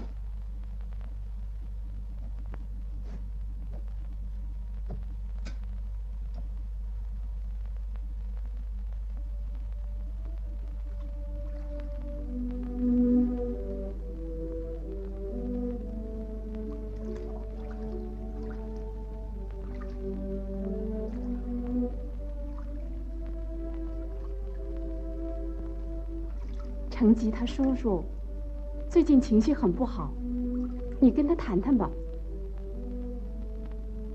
他想到城里去工作，你愿意让他去吗？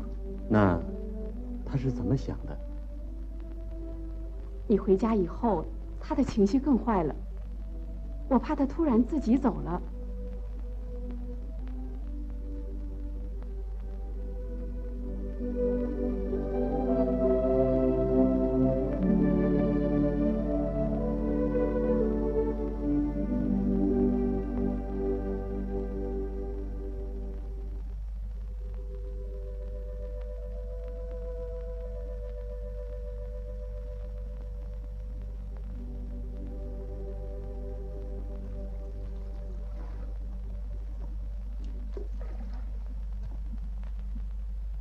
我不知道我弟弟秉基是这样不听民情组织的教育，所以我们工作开展的不好。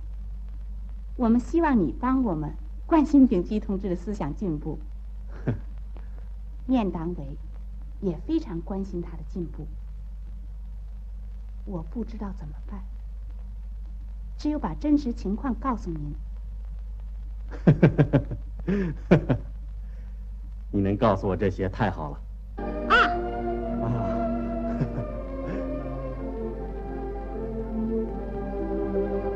你好。你辛苦了。你在家更辛苦了。爸爸。啊？你看表扬妈妈呢。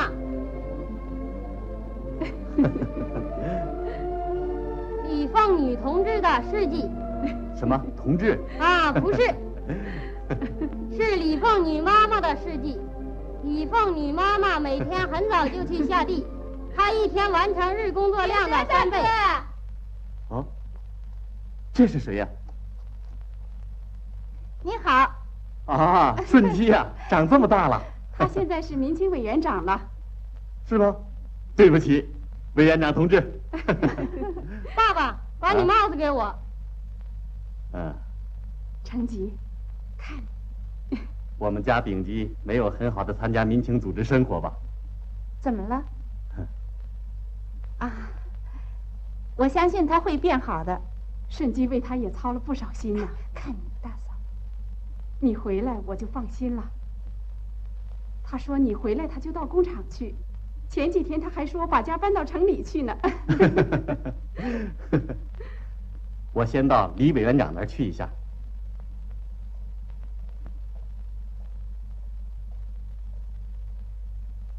大嫂，你怎么不等秉哲大哥到家就跟他说了？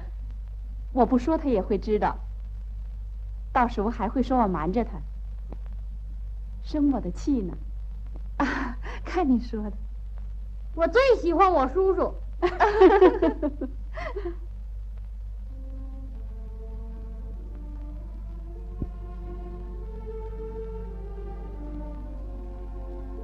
他给集体干活也挺勤快，可给自己家干起活来，连觉都不睡了。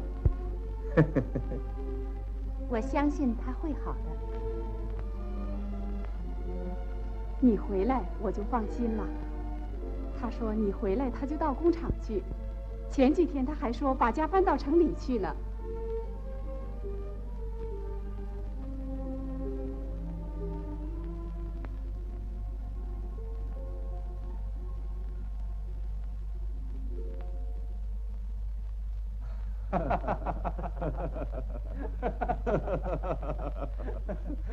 哎，好了，成吉呀，过来，叫爷爷好好看看。嫂子啊，成吉可真有意思。他说等他爸爸回来，他要当人民军，还让我教给他快点长大。爸爸，爸爸啊，你在部队里常看电影吗？当然常看。他是个电影迷。哼，妈妈，你看过《英雄李寿福》那个电影吗？爸爸啊，你见过英雄李寿福吗？他真勇敢。没见过，可我知道他。成吉呀，可聪明了，知道的英雄人物事迹也多。哦，真的。等你长大了，参加人民军，也要跟英雄李寿福叔叔那样，啊？是。爸爸啊，该开会去了。哎，我该找同学学习去了。哎，好。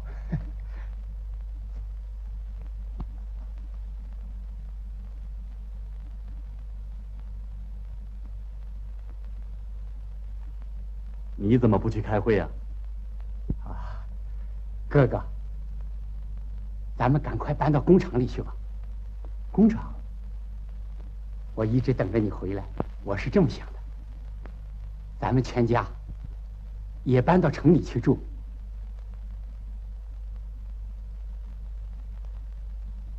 我的事儿都怨爸爸，要不是他拦着我呀，我早就不在农村了，搬到城里去，到工厂搞技术去了。秉基，你说什么？嗯，我是说到工厂，我一定是一个革新者。可在这儿能搞出什么名堂来？嗯，是这样，难怪人家议论你。你工作是为了搞名堂，你好好想想，这是什么思想？丙基同志，开会了。你开会去吧，别乱想了，快去吧。嗯。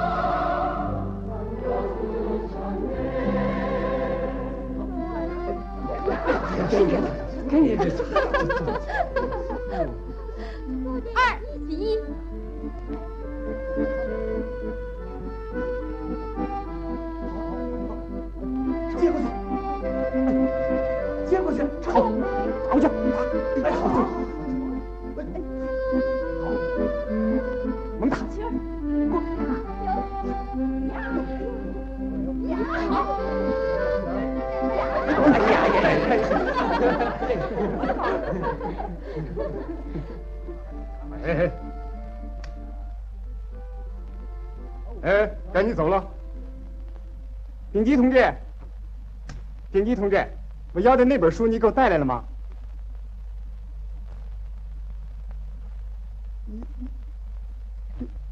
你这算什么图书管理员呢？你来了，好，开会吧。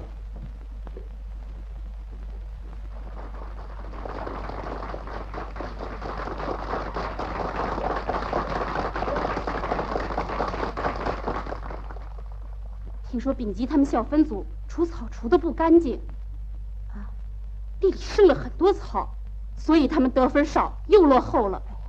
是吗？啊。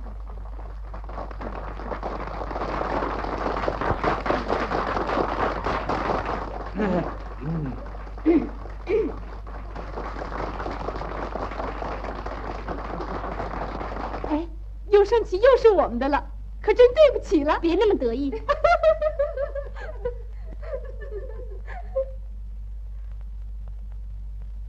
同志们，我们大家不能松劲儿啊！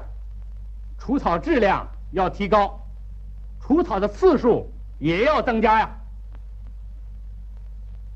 为了多除一遍草，我们大家一定要再加把劲儿。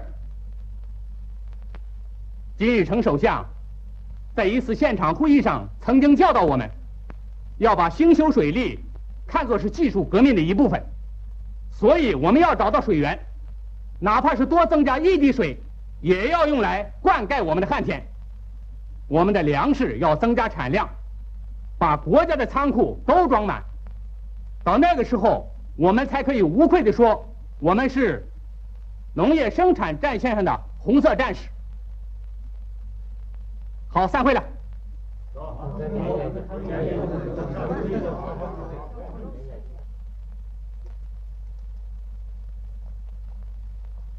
哎，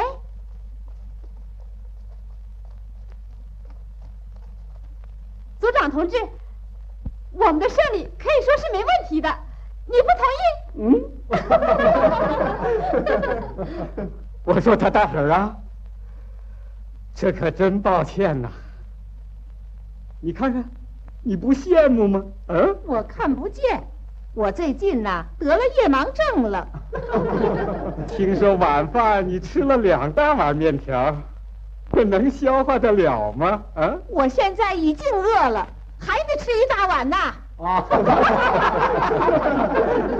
好家伙，他可真能逗乐子，就连你这大胡子都说不过他呀。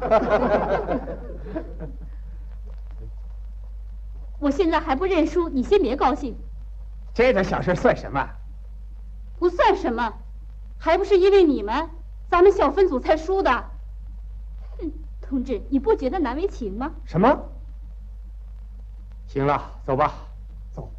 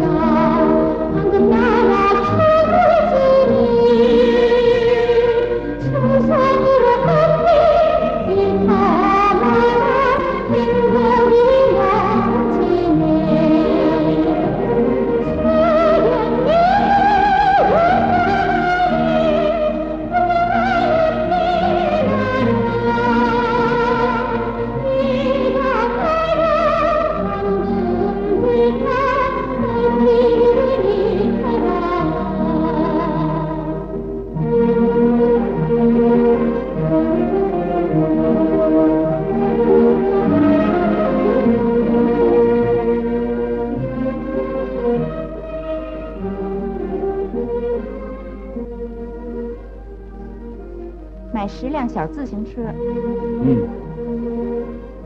还有木枪，再买点乐器来。好啊，孙军同志，还要点什么呀？啊？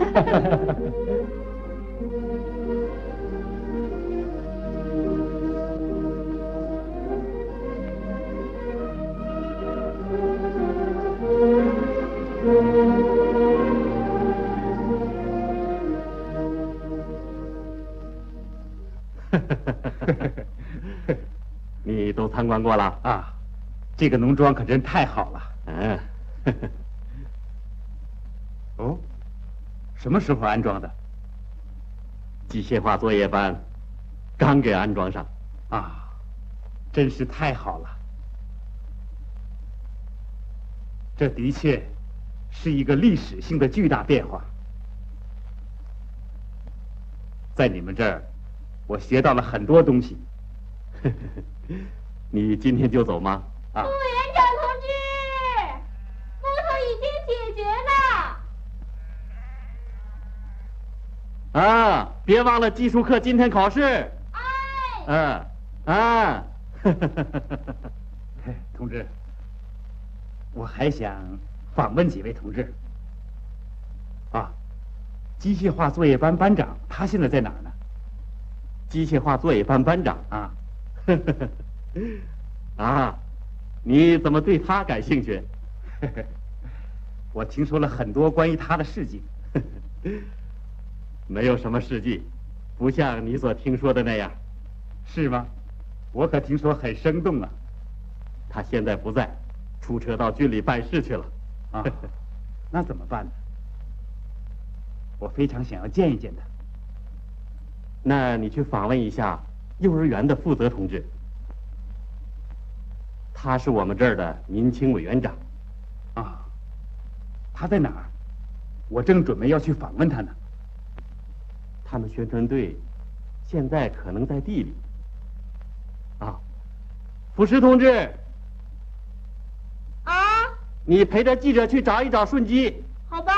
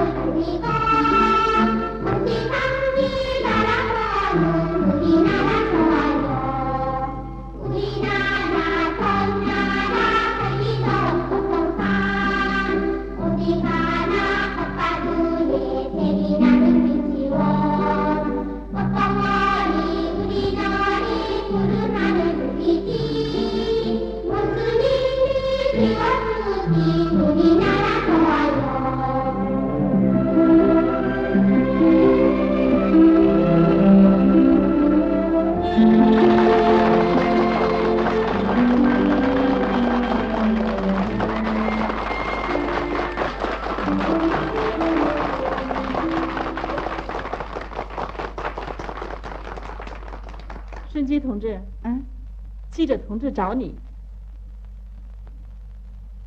一路上辛苦了。您好，打搅您了，想和您谈谈。好，给你苹果，给你，你一个，来，你一个。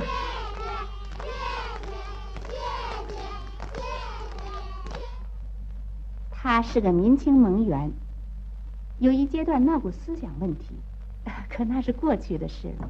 谢谢。那去玩吧。那么，你们是怎么帮助他的呢？记者同志，我看，一个人要相信自己的力量，还是非常重要的。是啊。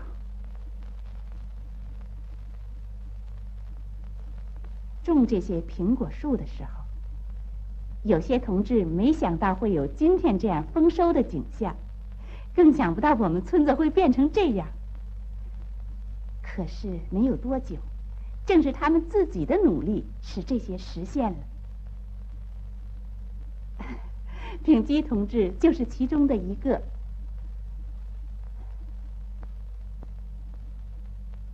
那时候，他就一心想离开这里，离开生他和养育他的村庄，所以他没有一天不是。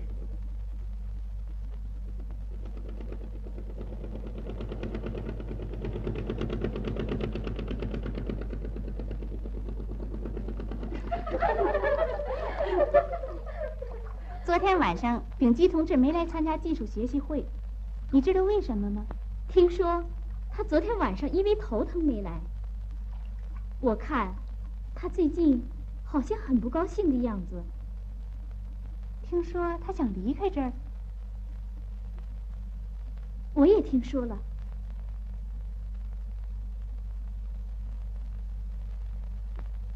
我们不能让他走，我们也有责任。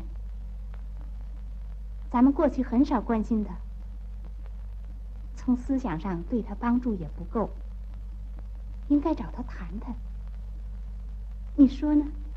是啊，他最近和组织的关系越来越远了。我看你得找他好好谈一谈。最近他也不好好学习，给他图书馆里工作也不爱干。咱们多动动脑筋，想法帮助他。哎呀！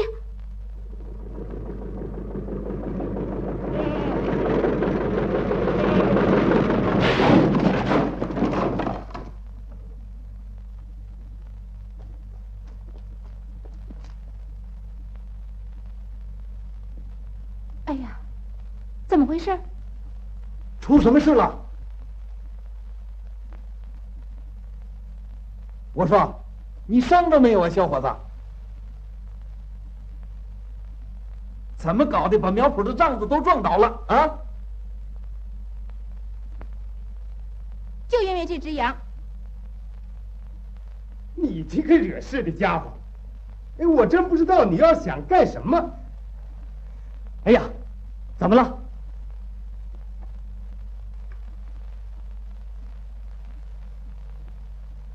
啊，不要紧的。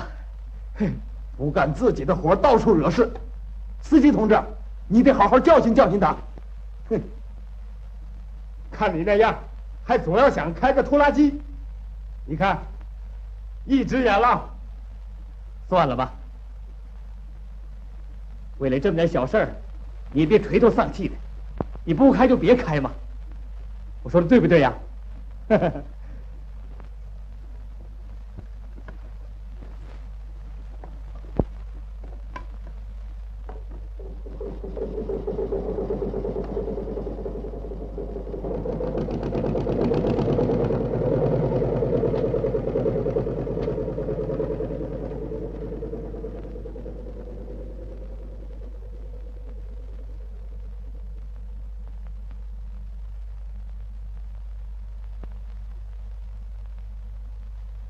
哎，他这太能惹事了。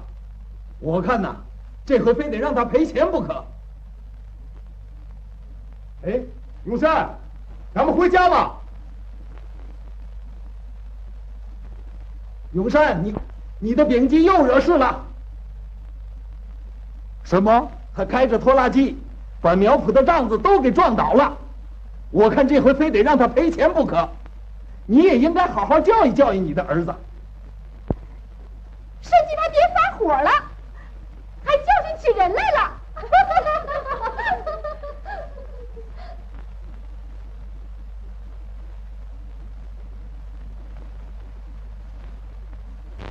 您看见田埂坏了，应该帮他。